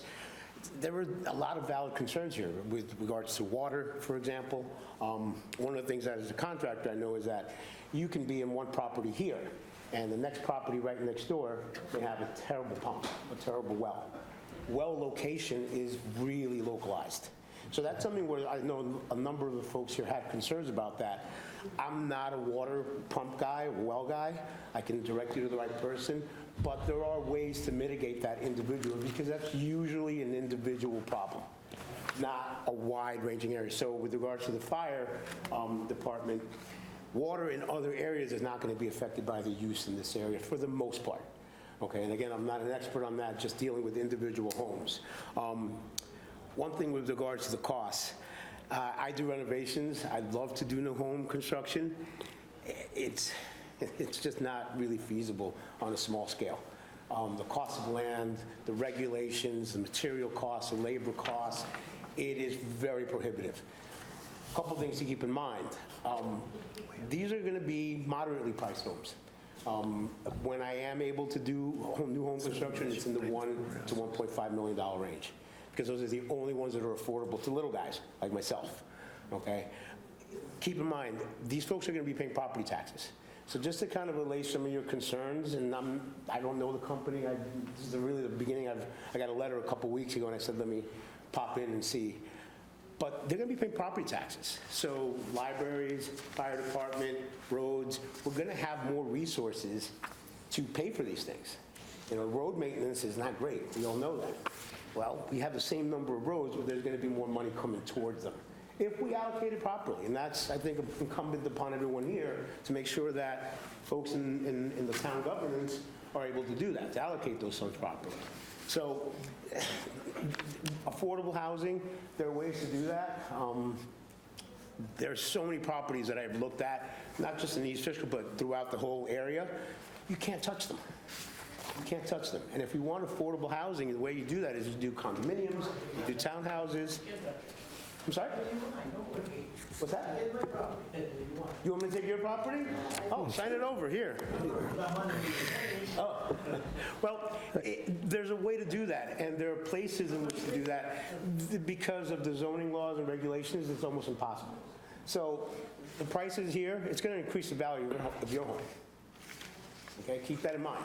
So in terms of resources, the water, there are ways to mitigate your own individual issues, which are important. The resources for roads, for schools, for libraries, those are the same libraries, same roads. There's going to be more money coming in because of the taxes, and your homes are going to be increased in value. So at the end of the day, when you choose to go wherever it is you choose to go, you're going to get more. What's that? Financially, we value our homes as homes outside of the financial value.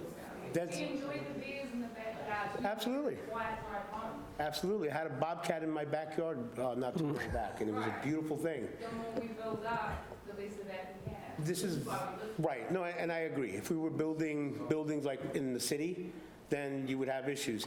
This is relative to the footprint of this relative to the overall land is minuscule.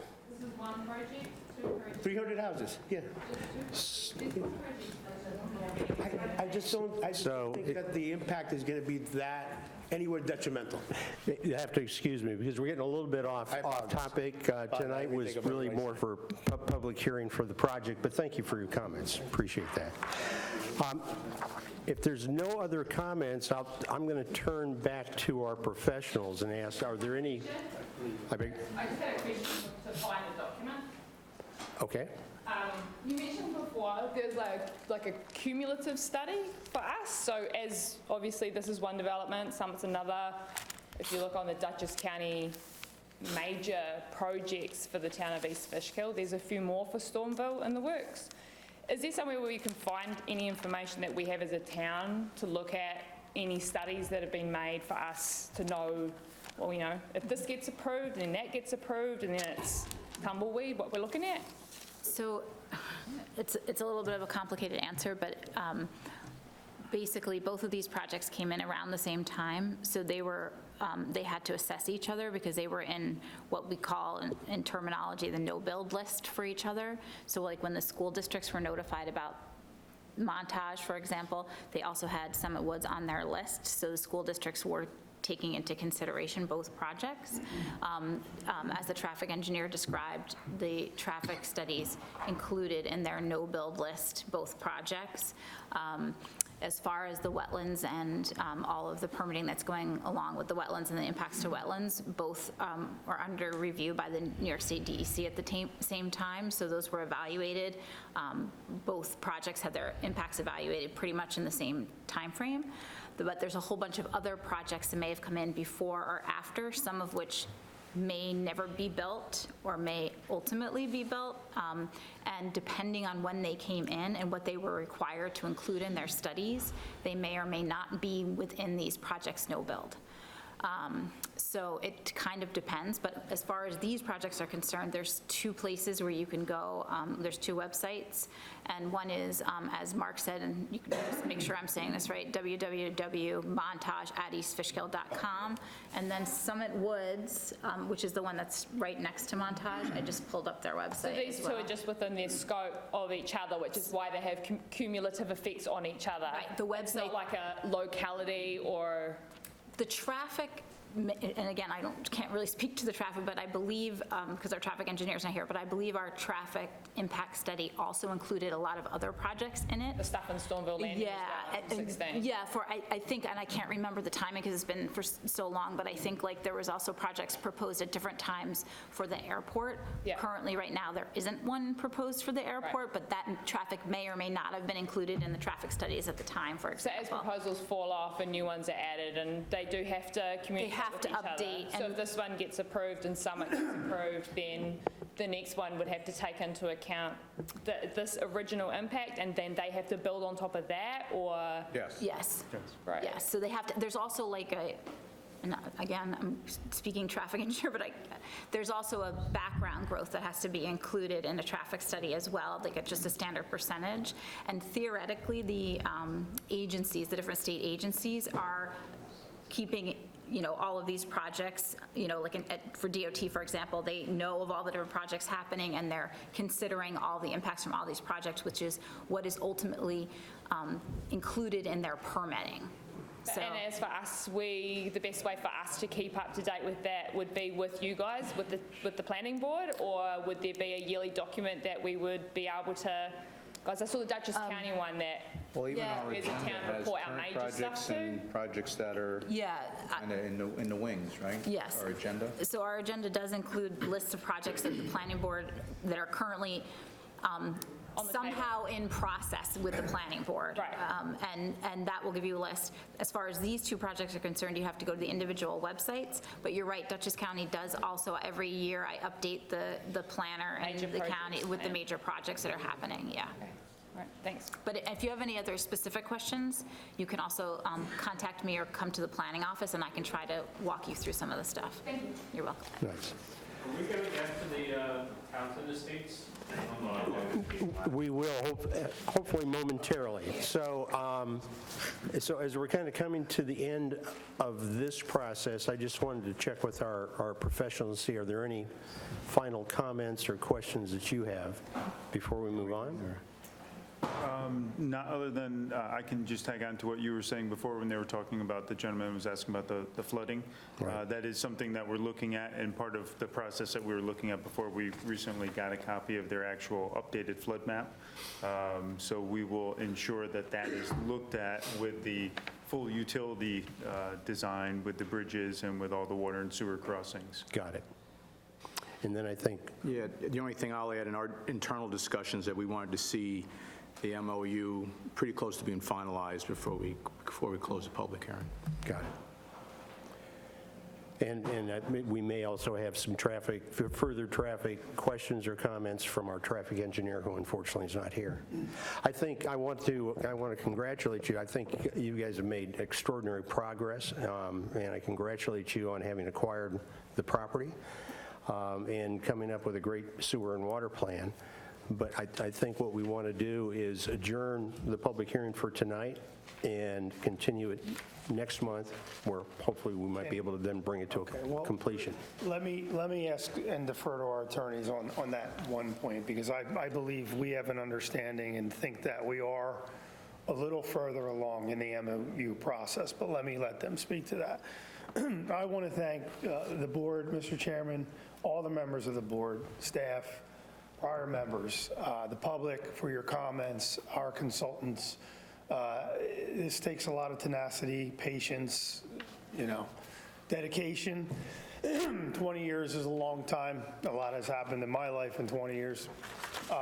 As our president, Mr. Troy mentioned, this is what we believe a very viable plan. We believe the design, the layout respects much of the concerns for the environment. These lots are all outside of the wetlands. We're looking closer at the floodplain. I spoke to our floodplain consultant on the way up here. In fact, all of the areas where our houses are proposed, flood insurance is not necessary. Those areas were removed from the floodplain. We'll provide those details to Mr. Renigan. But with regard to the public comment, I think we've done, and we've been here, as you know, and go back through the record multiple times. We've addressed comments each and every time with our professionals. With regard to the MOU, I think it's better to be, I'll defer to Mr. Siebert, as I think we're really close. And that's the part of the project where we work with the town board on that document, and that really pulls together the details of how we build the system, when we build the system, the phasing, the financing, the design, all of those things. And it's not directly related to the subdivision application that you're voting on. So. Well, it is in a sense, because without sewer, you don't have a project, so it is related. Do we agree that we do have a understanding at this level? Yes, that we can have rely on? we have a Okay. concept, we have a verbal understanding, but we have to get it memorialized. I understand that. That's a town board action that will be voted on and approved by the town board, Right. not by the planning. But we don't even have a draft in place We yet. do have a draft. We do not have an agreed-to draft in place. Okay. Well, let me defer to Mr. Siebert. Good evening, Mr. Chairman. Judson Siebert of Keenan Bean. Good evening. On behalf of the applicant. With regard to the MOU, there is a draft. It's been back and forth. My position, or what I would say with regard to the MOU, is what's being negotiated right now really does not address what I'll call the physical or environmental impacts of what's going to be built. We know that we need to lay sewer infrastructure from the Montage site. We need to build a pumping station at the Montage site. That will be shared with Summit to accommodate those flows. The plan will be to move sewage from those sites to the property at the East Fishkill Fire District property at 376, and then up to the Hamlet Treatment Center. And quite frankly, I don't think there's a lot of what I'll call like core planning issues with that. They're really more financial. Who's going to pay for what? How's it going to be allocated? What, is there going to be, there'll be some financial and bond financing by the town.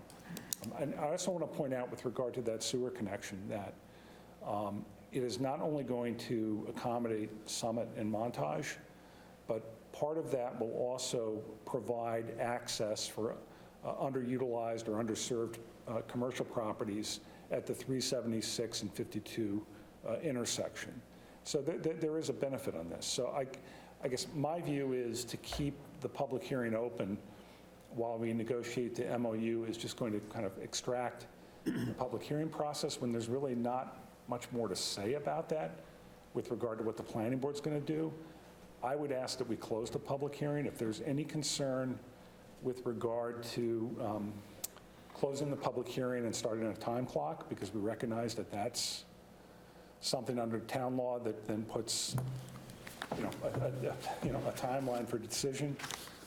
The applicant is not going to look to press that. We want to play this out. We want to play it outright, but at the same time to come back next month or the month after that, and you want to talk about cost, and I feel guilty. We have two attorneys here. We've got an engineer. We have a traffic consultant. We have Stacy from WSP. We have Mr. Troy. We have Mr. Canuli.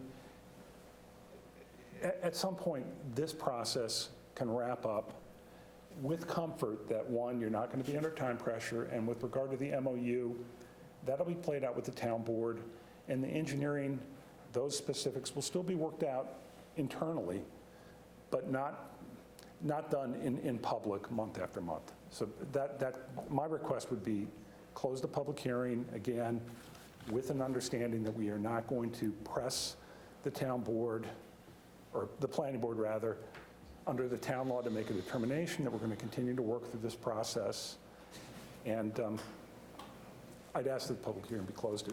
if you want to keep it open for written comment for a period of 10, 20, 30 days, we're amenable to that as well. Thank you. Thank you. Can we just add 2 more things? Yes. I just became aware tonight that of the 37 people that were attempted to be contacted, only 7, I guess, actually responded to the monitoring. And we know at least we have 1 person whose well wasn't able to be tested. So, you know, I think we need to spend a little time getting our arms around that, okay, for these people. And then I appreciate the people that you have here tonight, the good group. I know it's costly, but as I said earlier, what was represented to me was that you wanted to come here and have a discussion on water, not bring everybody on your team here. So I don't feel we should be obligated to close the public hearing because of the people you brought here tonight. That's just my opinion. And just to add on a bit too, I know, I think it might be helpful to the public if we had the town's own traffic engineer come to the next public hearing, so then you also just hear from a neutral third party what the town's position is on the traffic. And Judd, as per usual, advocated very persuasively on behalf of his client, but we did have an internal discussion today, and we do think it's important to have the MOU in place before closing the public hearing.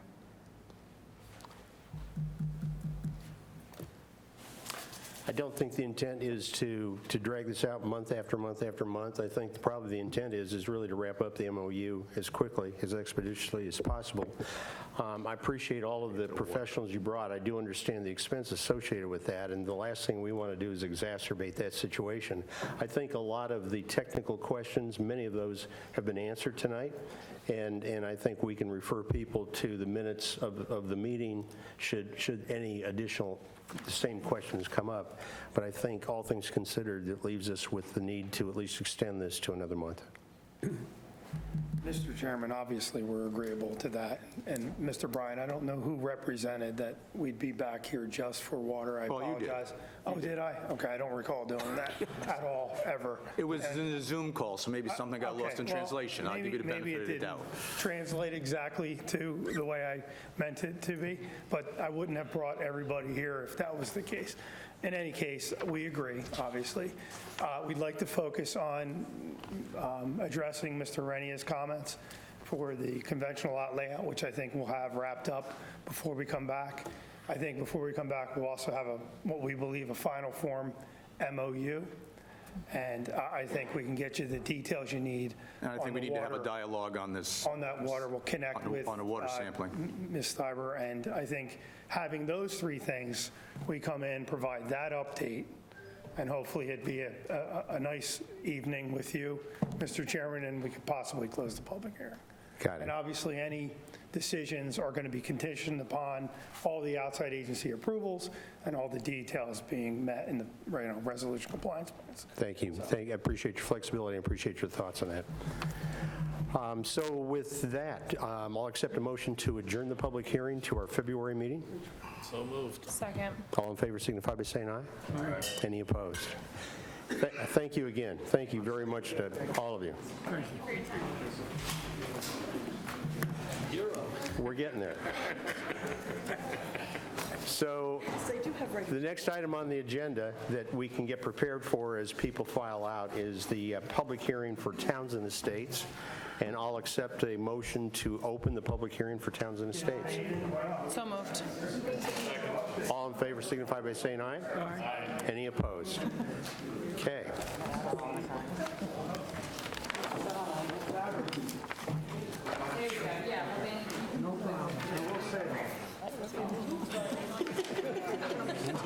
Absolutely. You got the wrong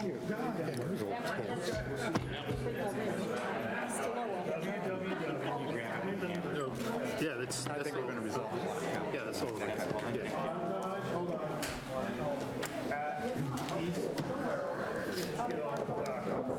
It's all. The room cleared out. I asked if maybe I can post it on our side. I could probably put it on. Hard to believe that's been going on for 20 years. They worked hard. Before my time. So Amy, please, could you give us just a brief summary of the project? So when you say brief, you mean? As brief as you want. It's a 4-lot subdivision off of Townsend Road and off of, I'm sorry, the name of the cul-de-sac, I can't remember. Somerset. Somerset Road. So 2 of the lots will be accessed off of Somerset. They'll have a shared access off of the cul-de-sac. The other 2 lots, there's going to be a shared apron, shared driveway for 2 of the lots, and the other 2 will have individual driveways off of Townsend. Okay. Sorry, that didn't make sense. That's 6. There's 4. Can you flip to another plan? 'Cause Yeah, that's- sorry. I apologize. This is not actually my project. It's Brian Stukosa's, obviously. And I was lucky enough to get 2 items on the agenda tonight, so. Is that better? Better. You're looking for the... Still a little hard. You have the two lots getting access off of the cul-de-sac and 2 lots off of Townsend. This lot has frontage on Townsend. Could get a driveway through from Townsend. It would need wetland permitting, and it would be a long, winding driveway. But all 4 lots can get access off of the roads that they have frontage on. That justifies the shared driveway. We have the wetland has been signed off on by the DEC, the wetland flagging. The density calculation provides for 5.9 lots, but we're proposing 4 individual wells and septics. And I know there was a comment about the shared driveway on the south end, relocating that to a different location to separate it from the... To the existing driveway. Yeah. That was a comment from the HVA, which I tend to agree with unless there's a particular reason why you can't. The only thing I can think of is site distance, but I don't know that that's an issue there. Or 2 people trying to pull out the driveway at the same time, I know each other. Yeah, I understand what you're saying, but the only reason, I don't know what the site distance is like at that point. That's kind of an impact to the existing home. Okay. Okay. And then you have kind of 2 driveways shown on Somerset. I think that should be a shared apron versus 2 driveways touching each other. Yeah, it's a shared apron, but Actually kind of shows 2 driveways, but it should be a shared apron and then split into 2 driveways, if you look at that close. I don't know if you can blow that up or not. There's another sheet. It looked like it was just 2 driveways touching each other You're right. versus a shared driveway. Other ones? What's that? Do you have a website like other two? No, it's a little smaller project, so. Can you see that?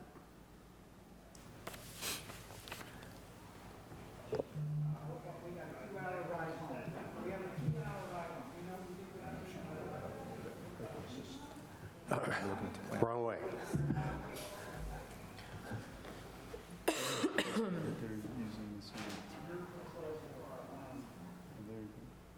So you're talking about in here? Yeah, I don't know if you can blow that up. Are you able to blow that up? Trying. Yeah, you're right, they're showing 2 driveways. I think it's just cleaner, much cleaner. Okay. You might have to, I don't know if you have to expand the easement a little bit to fit that. Expanding the easement, I don't see that as a problem. Okay. Questions or comments from board members? Anything? Any further questions from our professionals? Yeah, so at the last meeting, Amy, I know you weren't at the last meeting, but I had asked Brian, because Mike Nowicki had only actually flagged the front of the wetland, and he said that DEC was coming out, but DEC only looked at the front wetland and not the back portion, which matters for, I know there's no development happening there, but it matters for lot count formula. So we're going to propose a fix, a simple fix, I hope, which is just to include the entire site, back of the site, into the lot count formula, because the line you have right there, right now, is just based off of, I guess, aerial. I don't even know what the line's based off of, but no one's confirmed it. So just calculate, I mean, hopefully it'll work out like for worst you. case. Worst Kinda like case worst scenario. And hopefully it'll give you the number you need. Otherwise, we're going to have to have somebody look at the wetland. The DEC did sign off on the They only signed off on the front portion, they never went back in the rear portion of the lot, and because the development's all happening in the front portion, but the whole wetland size is calculated into the lot count formula. So when you say front, you mean closer to Townsend? Yeah, so this area here, I can show you on this map. They basically estimated it without actually flagging it and having it verified. Correct.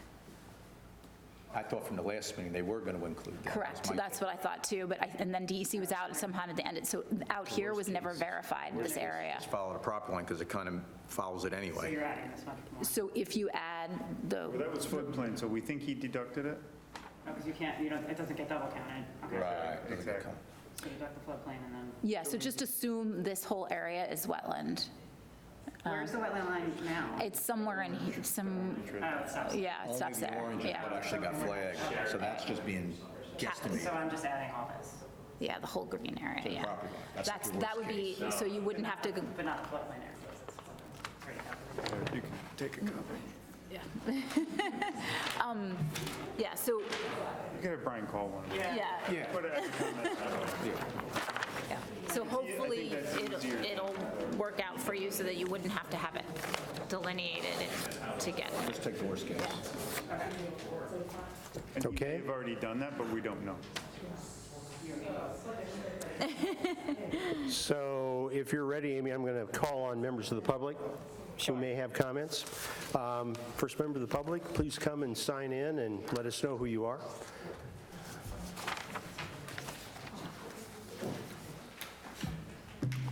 And thank you for your patience in waiting this long to get to this. Yeah, didn't know if we were ever going to get here.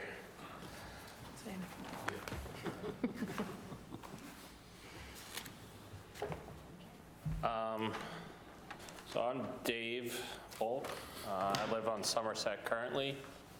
And the piece of mail that we got, right, didn't show where it was being developed. The signage that we saw is all on Townsend. There's nothing on Somerset. It says anything's being connected from Somerset. So, obviously, we have a lot of concerns, a lot of little kids on the street. There's no fire hydrants on the street. We all bought the property there that has wetlands behind it. We thought, when we were told that that was protected, and, to have developments going in our backyards where we see wildlife, that's part of the reason we bought in this community. This just, I think there's a lot of, all the neighbors around me, these are all my neighbors, right? We're all firmly against this.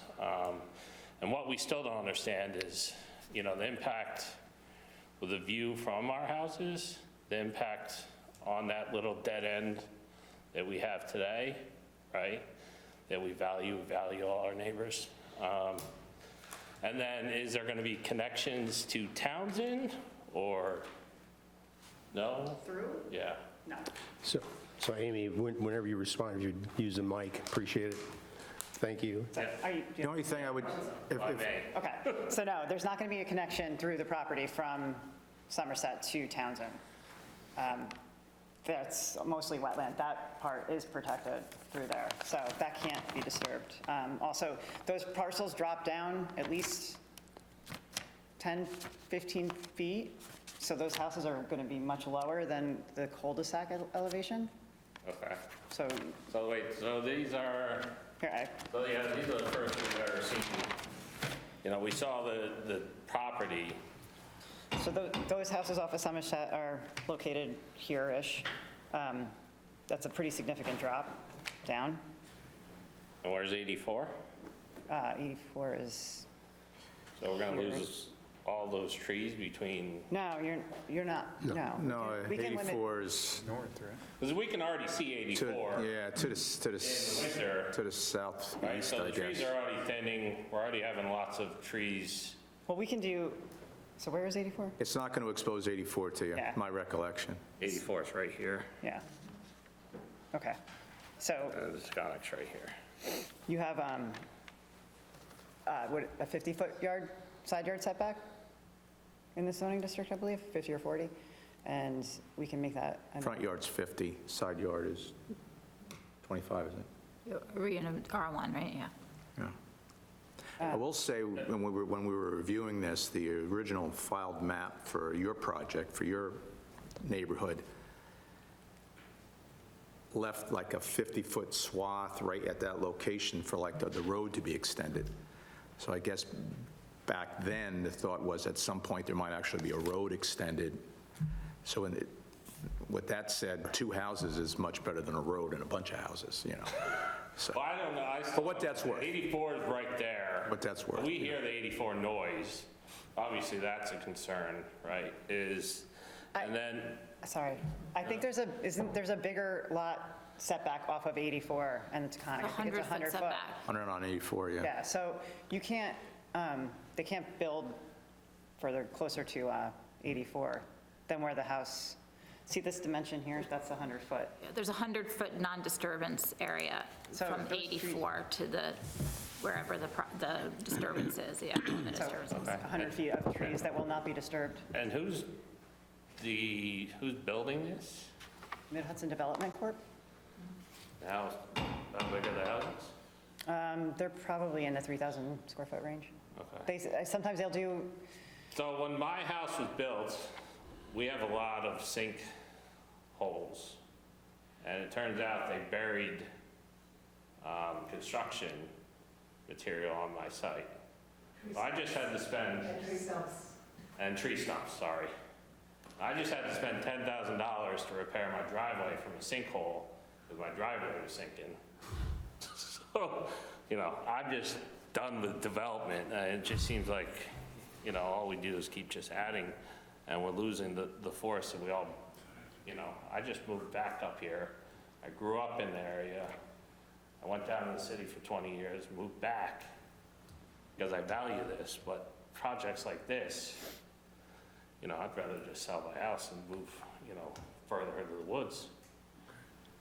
We don't need, I don't feel like we need more houses, you know, especially on a little dead-end street, you know, which I bought that because of the value of having, and that's where I grew up. Poughkeepsie was a small penthouse dead-end street. I agree that it's better than attaching, you know. It's the problem we don't own the land next to you, you know, that's the problem, you know. Well, yeah, the previous owners did try to buy the land because they were told by the previous developer that it was too small to build. And they built it. Hey, actually, this first concept, I think, was a road, and then they scaled it back to just this. So the Jacksons.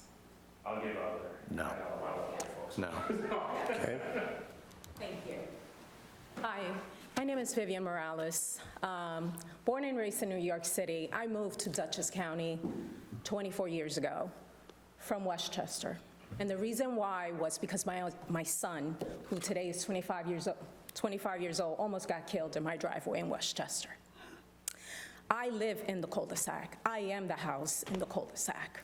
So it is affecting me because my backyard, my bathroom faces those woods. So I'm really upset.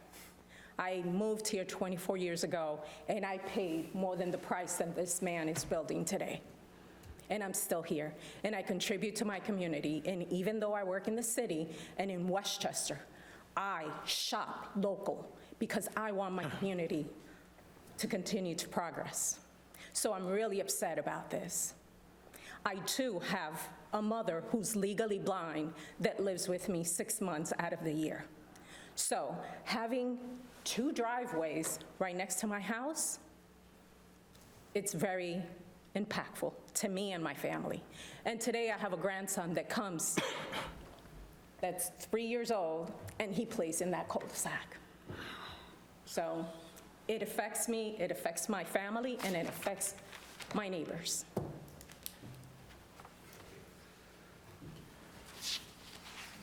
Other comments?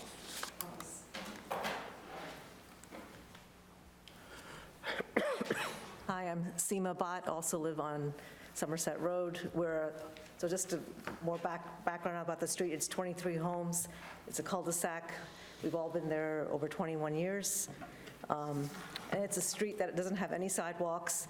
There's already traffic with the 23 homes, and as Dave mentioned, a lot of young kids. It's actually a turnover community now, like the 20-plus of us, are aging out. Our kids are aging out, but new families are coming in with new kids or grandkids. So just having construction, on that street on top of the traffic would be a lot. And then also, I also want to know why weren't all 23 homes informed about this meeting tonight? It would seem to be only like the top half of the street. So I don't know who That's a good question. 23 homes on the street, and only about 10 homes seem to be notified about this. Because, So when we notify, we get the list off of parcel access. So if the ownership had changed, I'm sure it didn't happen for however many, 13 homes, but 23, yeah. so if, I think it was also, there's also a distance that they're required to notify. Because it was certified mail hand delivered to us, so. yeah, so it's in 500 feet. 500 foot. But the traffic would impact the whole street because it's a dead end. It's a big, long. Well, it's Yeah. also a public notice in the newspaper, in the Okay. Southern Dutchess News. Okay. And But, I know, but we would have had more representation here. Sign was up at that dead end, right? And then somebody. That's what I thought. well, They're all down on Townsend. yeah, but our developer didn't remove it. I'm sure that's what So- happened. I mean, it might have been a neighbor, it might have been somebody who didn't want the development to happen. We can't. Well, my neighbor was the one that told me it was there. I never saw it. We saw it. I never saw it because we don't go up to the dead end. So everyone at the beginning of the street I didn't think see it was it. there like one day, right? Oh, yeah, I saw it. Are any of you original owners? Are any of you original owners, or? Okay. And you said it was, and they were represented to you that nothing else could be built? Is that what I'm hearing? So Toll Brothers, correct. Right. See, because when they formed the map, they brought the cul-de-sac right to the property line and left 50 feet touching the property line. If they really wanted to make it that it couldn't be further developed, they should have left what they call a spike strip, so that maybe you would have owned and you would have owned, and there wouldn't have been access. But when they laid it out originally, they brought it right to the property line to allow it to be extended sometime in the future. So they misrepresented that to you, at least in my opinion. Okay. So what's the timeline? What are the next steps? The parcels are currently under review at the Health Department. We would need we'd need planning board approval and Health Department approval for the water, for the wells and the septic systems. That could happen in a matter of 2 months, we'll say, am I optimistic? That's very optimistic, yeah. Yeah, so they could be building this year. What I would like to suggest is maybe, I don't know if you staked out where this driveway is going to be. Probably not, the sign came down already, but if it was staked so you could at least see where it's going to be, the board can entertain requests for screening, landscaping, trees of that nature, so you may want to think about what could be provided to lessen the impact to you, Yeah, I mean, we would things like that. We never saw, This. the breakout until just now. This is the first we're seeing this. Well, that's why we have these meetings, so you can, You had a comment about your bathroom being in line. Again, these houses are going to be much lower in elevation than your house. My house sits up high. So my the houses are going to be much lower. I know, but So they're not going to be able to see, they shouldn't be able to see into your house. So if you think the floor of your house is at the roof of their house. so I will tell you this. The house across from me, they sold new neighbors, the kids were riding bikes in the back, and a couple of times had to bring it to their attention because they could see me, I could see them. That's how close. They're at the same elevation though, right? No. The cul-de-sac's pretty flat. I say walk. Okay. right? These are kids, they're walking around and venturing, riding their bikes. So I'm thinking people are moving there, Could be a family with kids. If you're speaking, would you mind come on up, because they're videotaping it. It's my privacy, my bathroom, my backyard, because I can see exactly based on what I'm seeing here, where these homes are going to be built. Which house? The one to, Well, here's the cul-de-sac. yep, so I would be the last house there. I'm 101. Okay, so the edge of the proposed house is going to be basically in line with the asphalt of the cul-de-sac, give or take, and it's going to be at least 10 feet lower than your house. Okay, but who's to say there's adults, there's children? Well, I mean, I'm just addressing the comment about you being concerned about your bathroom being at, Well, I still am. okay. But again, maybe we could add some plantings that over time would help soften that. Oh, we can put Evergreen. evergreen. Norwegian spruce with fertilizer go pretty quick. And also, too, I know one of the concerns was not enough members of the community knew about this. We're going to suggest as staff that you keep the public hearing open anyway, because we want to know more about the wetlands and the lot count formula, so you have time then to reach For out to sure. other- Thank you, because Yes. for us, this is Right. like a first, right? So we appreciate that. And then just quickly, the Somerset doesn't have any fire hydrants. There's no water in that, there's no water, public water in that area. Yeah, so how do you, I mean, these are pretty big homes. Just like we do others that don't have public water, we have tankers that, Bring the water to the Is fire. there a draft on that bridge? On Townsend Road, there is. There's not one on well, Somerset? there is on, what's the one that goes, Osmond. that hooks up to Somerset? Somebody can see. Off of the end of Somerset, sorry. Where the bridge is? Yeah, Well, we have a bridge on Somerset. I'm ready to move on. you can't cross the bridge, but we could, but that's, I don't know if that's viable water year-round. Do you mean Brookside? It's a stream that flows through there. There may be one on Brookside, but I thought there might be one on Brookside, Somerset. yeah. Brookside? Am I like crazy? Okay. Well, Amy, so I guess you still have some wetlands things to respond to with regards to Michelle's comments. There are some questions about driveway placements and some issues here that perhaps there are some things you could do per Scott Bryant's suggestion to help mitigate some of the issues associated with that cul-de-sac. So we will adjourn the public hearing and see you again on February. Okay. Does that make sense? So I'll accept a motion to adjourn the public hearing to our February meeting.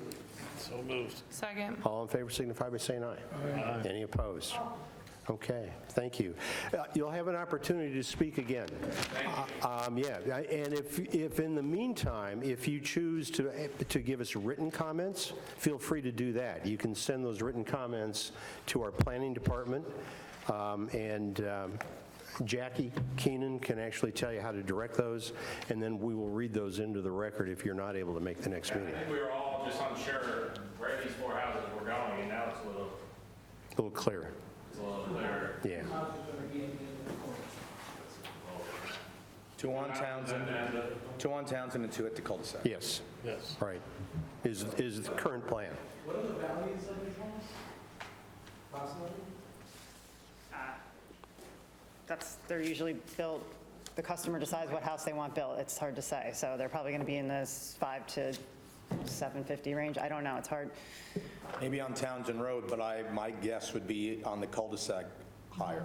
Well, I would just say my neighbor sold for 1.2 million, so. Mid-Hudson can build big houses. Yeah, I mean, they'll build anywhere from like a raised ranch to a colonial to, they'll build anything. And you can customize them however you would like as a customer of their.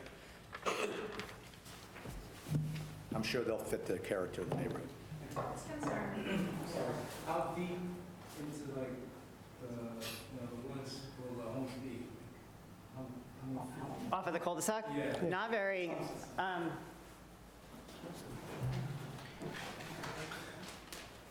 They can't go that deep because there are wetlands behind there. So they have to stay in this pink area. So if that, yeah. You want to, I'll change it. So if this is 100 feet, give or take, they can only go in 100, 200 feet into the parcel because of the wetlands. So that, they're not going to, there's a number of reasons why they don't want to go too deep in. Driveway costs are one of them, but wetlands are a no-go. What is it proposing on Townsend? Two houses off of Townsend, access off of Townsend. So we will reconvene in February, and we'd welcome you back if you have any further comments. Receiving like a letter, how are we going to be notified of the next meeting? How does it work? So the next, I can tell you right now, the next meeting is actually scheduled for February 17th. It's also a Tuesday, third Tuesday of the month, 6 o'clock. You will be down, hopefully it won't take as long to get to your item that night, but there are a couple of other, there are actually 3 other public hearings that night. So that's why in the meantime, if you find that it's going to be inconvenient to come, submit some written comments and just make sure you have 1 or 2 of your neighbor representatives who could actually speak. If anybody wants to come in and look at the plans, I have them in our office. You're more than welcome to come in. Can we get a copy? Are you more than welcome to make a copy? Yes. You can also get my information from Michelle or Jackie and contact us directly. Well, we have them electronically, we can email plans too, right? So just let me know if you want. You can have a copy of the email? So the next meeting. If you want to leave your email with Jackie before you leave your email, yeah. The next meeting, we'll reopen the public hearing. Some of the questions that have been asked tonight will be answered, and well, all of the questions will have to be answered ultimately. And then and only then would we consider actually approving the project, closing the public hearing and approving the project. But we still have answers to collect and see where that goes. Thank you. You bet. Thank you. Sorry to keep you so late. Okay, next item on the agenda is Jan Care site work. Can you give us the 5-second version of Sure. the 5-minute if you want?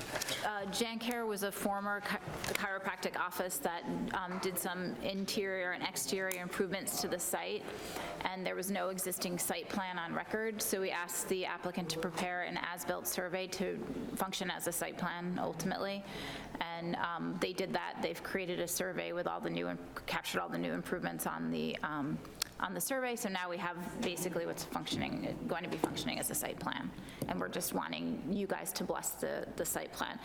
The question is whether or not you agree to waive the public hearing, because it's, the building hasn't changed at all as far as footprint, it just changed with regard to facade, because you can't approve it unless you waive the public hearing tonight. Otherwise, we'd have to schedule a public hearing. So that's something you guys have to decide if you're What about okay with the that. screening in the front? Yeah, so there's also a fence that runs along the front of the property, and they've put turf on it, essentially. hanging- Faux hedge, Yeah. I guess if that's what you want to call it. Exactly. So there is a condition that I included in the resolution, if you choose to adopt that tonight, that talks to the maintenance of that, because of the fact that it's not a typical fence material. So I was trying to capture that the town would need to enforce maintenance of it, because you don't want it flapping or blowing off, or and you want it to be maintained, because I don't know how long faux turf will last under the weather circumstances. So those are the things that you should consider when looking at. So I will tell you that, I drive past this probably 2 times every day, and they've done a beautiful job in the building. The building, both exterior and you can see through some of the windows, the interior, it looks wonderful. They've been before us once before when they had done some things that they needed to get approved sort of after the fact, as I recall. I think there was a stairway of some kind, a pergola, and maybe some other improvements. And I guess they forgot that they were going to do the faux hedge. This is kind of the same thing. I'd say a bit of a repeat. But the hedge material, while it's probably, it may not be everybody's taste, I think overall it looks like a nice improvement. Yeah, I agree. And so I don't know if there's any further discussion. If not, I'll accept a motion to first waive the public hearing for this project. Second. All in favor signify by saying aye. Aye. Any opposed? And if everyone's in favor, I'll move forward with the resolution. We're good? So, name of site plan, Jan Care site work, resolution offered by Planning Board member John Eichman. Whereas the applicant is applying for amended site plan approval for the conversion of a chiropractor's office to a home health care office on Route 82. Whereas the parcel zone B1, whereas the applicant completed a renovation of the interior and exterior of the building, as well as facade and site improvements, including fencing. Whereas the Planning Board determined that the proposed change of use and building and site improvements are minor in nature and waive the requirement for a public hearing. Whereas the proposed action is a type 2 action under seeker and no further seeker review is undertaken. Now, therefore, be it resolved, the Planning Board hereby approves the as-built site plan as represented on a plan set entitled Site Plan As-Built Site Plan for Jan Care Site Work prepared by Liskin, McCormick, Van Voorhees, LLP. Be it further resolved that within 5 business days of the adoption of this resolution, the chair or other duly authorized member of the Planning Board shall cause a copy of this resolution to be filed with the town clerk and a copy sent to the applicant owner subject to the following conditions that Michelle mentioned. Number 1, the site fencing must be maintained to the satisfaction of the town, and the decorative turf placed over the fencing must be properly affixed at all times and maintained. Can I have a second? Second. Okay, we'll do a roll call vote. Board Member Admonishi? Aye. Sarah Bledsoe? Aye. Donald Pepe? Aye. John Giavagnoli? Aye. John Eichman? I'm an aye. It passes. Okay, and then we have a couple of very minor extensions. The first being Stone Ridge Commons Apartments. They're requesting, I need to read this. They're requesting extension through May 18th, 2026. Is there any comment or question about this before we move forward?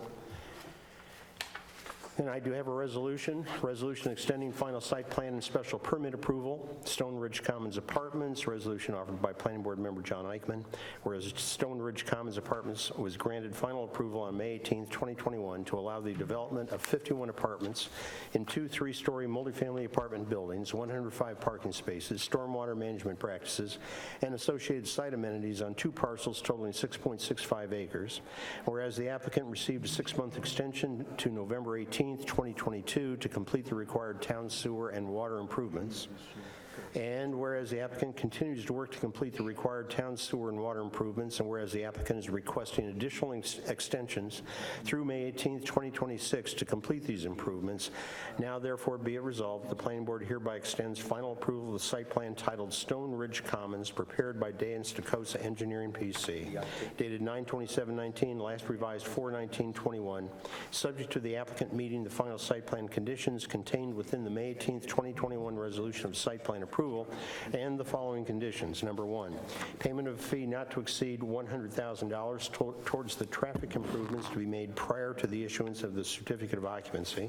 Number 2, payment of $100,000 fee for the new sidewalks broken down in 4 equal payments with due dates of February 1st, 2026, April 1st, 2026, June 1st, 2026, and August 1st, 2026. Could I have a second? Second. Thank you, and we'll do a roll call vote. Board Member Ed Mayoshi? Ed? Aye. Sarah Bledsoe? Aye. Donald Pepe? Aye. John Giavagnoli? Aye. John Eichman? I'm an aye. It carries. And last item is Rising Sky Housing LLC. And that is a request for 2 6-month extensions from the last expiration date of February 28th, from the last expiration date of February 28th, 2026. So we're going out 1 year from 2/28/26? Yes, according to the resolution. So this resolution, extension of site plan approval and special permit for Rising Sky Housing LLC, contractor building, resolution offered by Planning Board member John Eichman, whereas the applicant received site plan approval and an excavation fill special permit per paragraph 194-75, the East Fishkill zoning code for a contractor's yard located in an I-1 zone on August 15th, 2023, whereas the applicant received an extension of site plan approval through 2/28/26, whereas the applicant is seeking an additional one-year extension or 2 6-month extensions, as the case may be, of the site plan approval and excavation fill special permit through 2/28/27.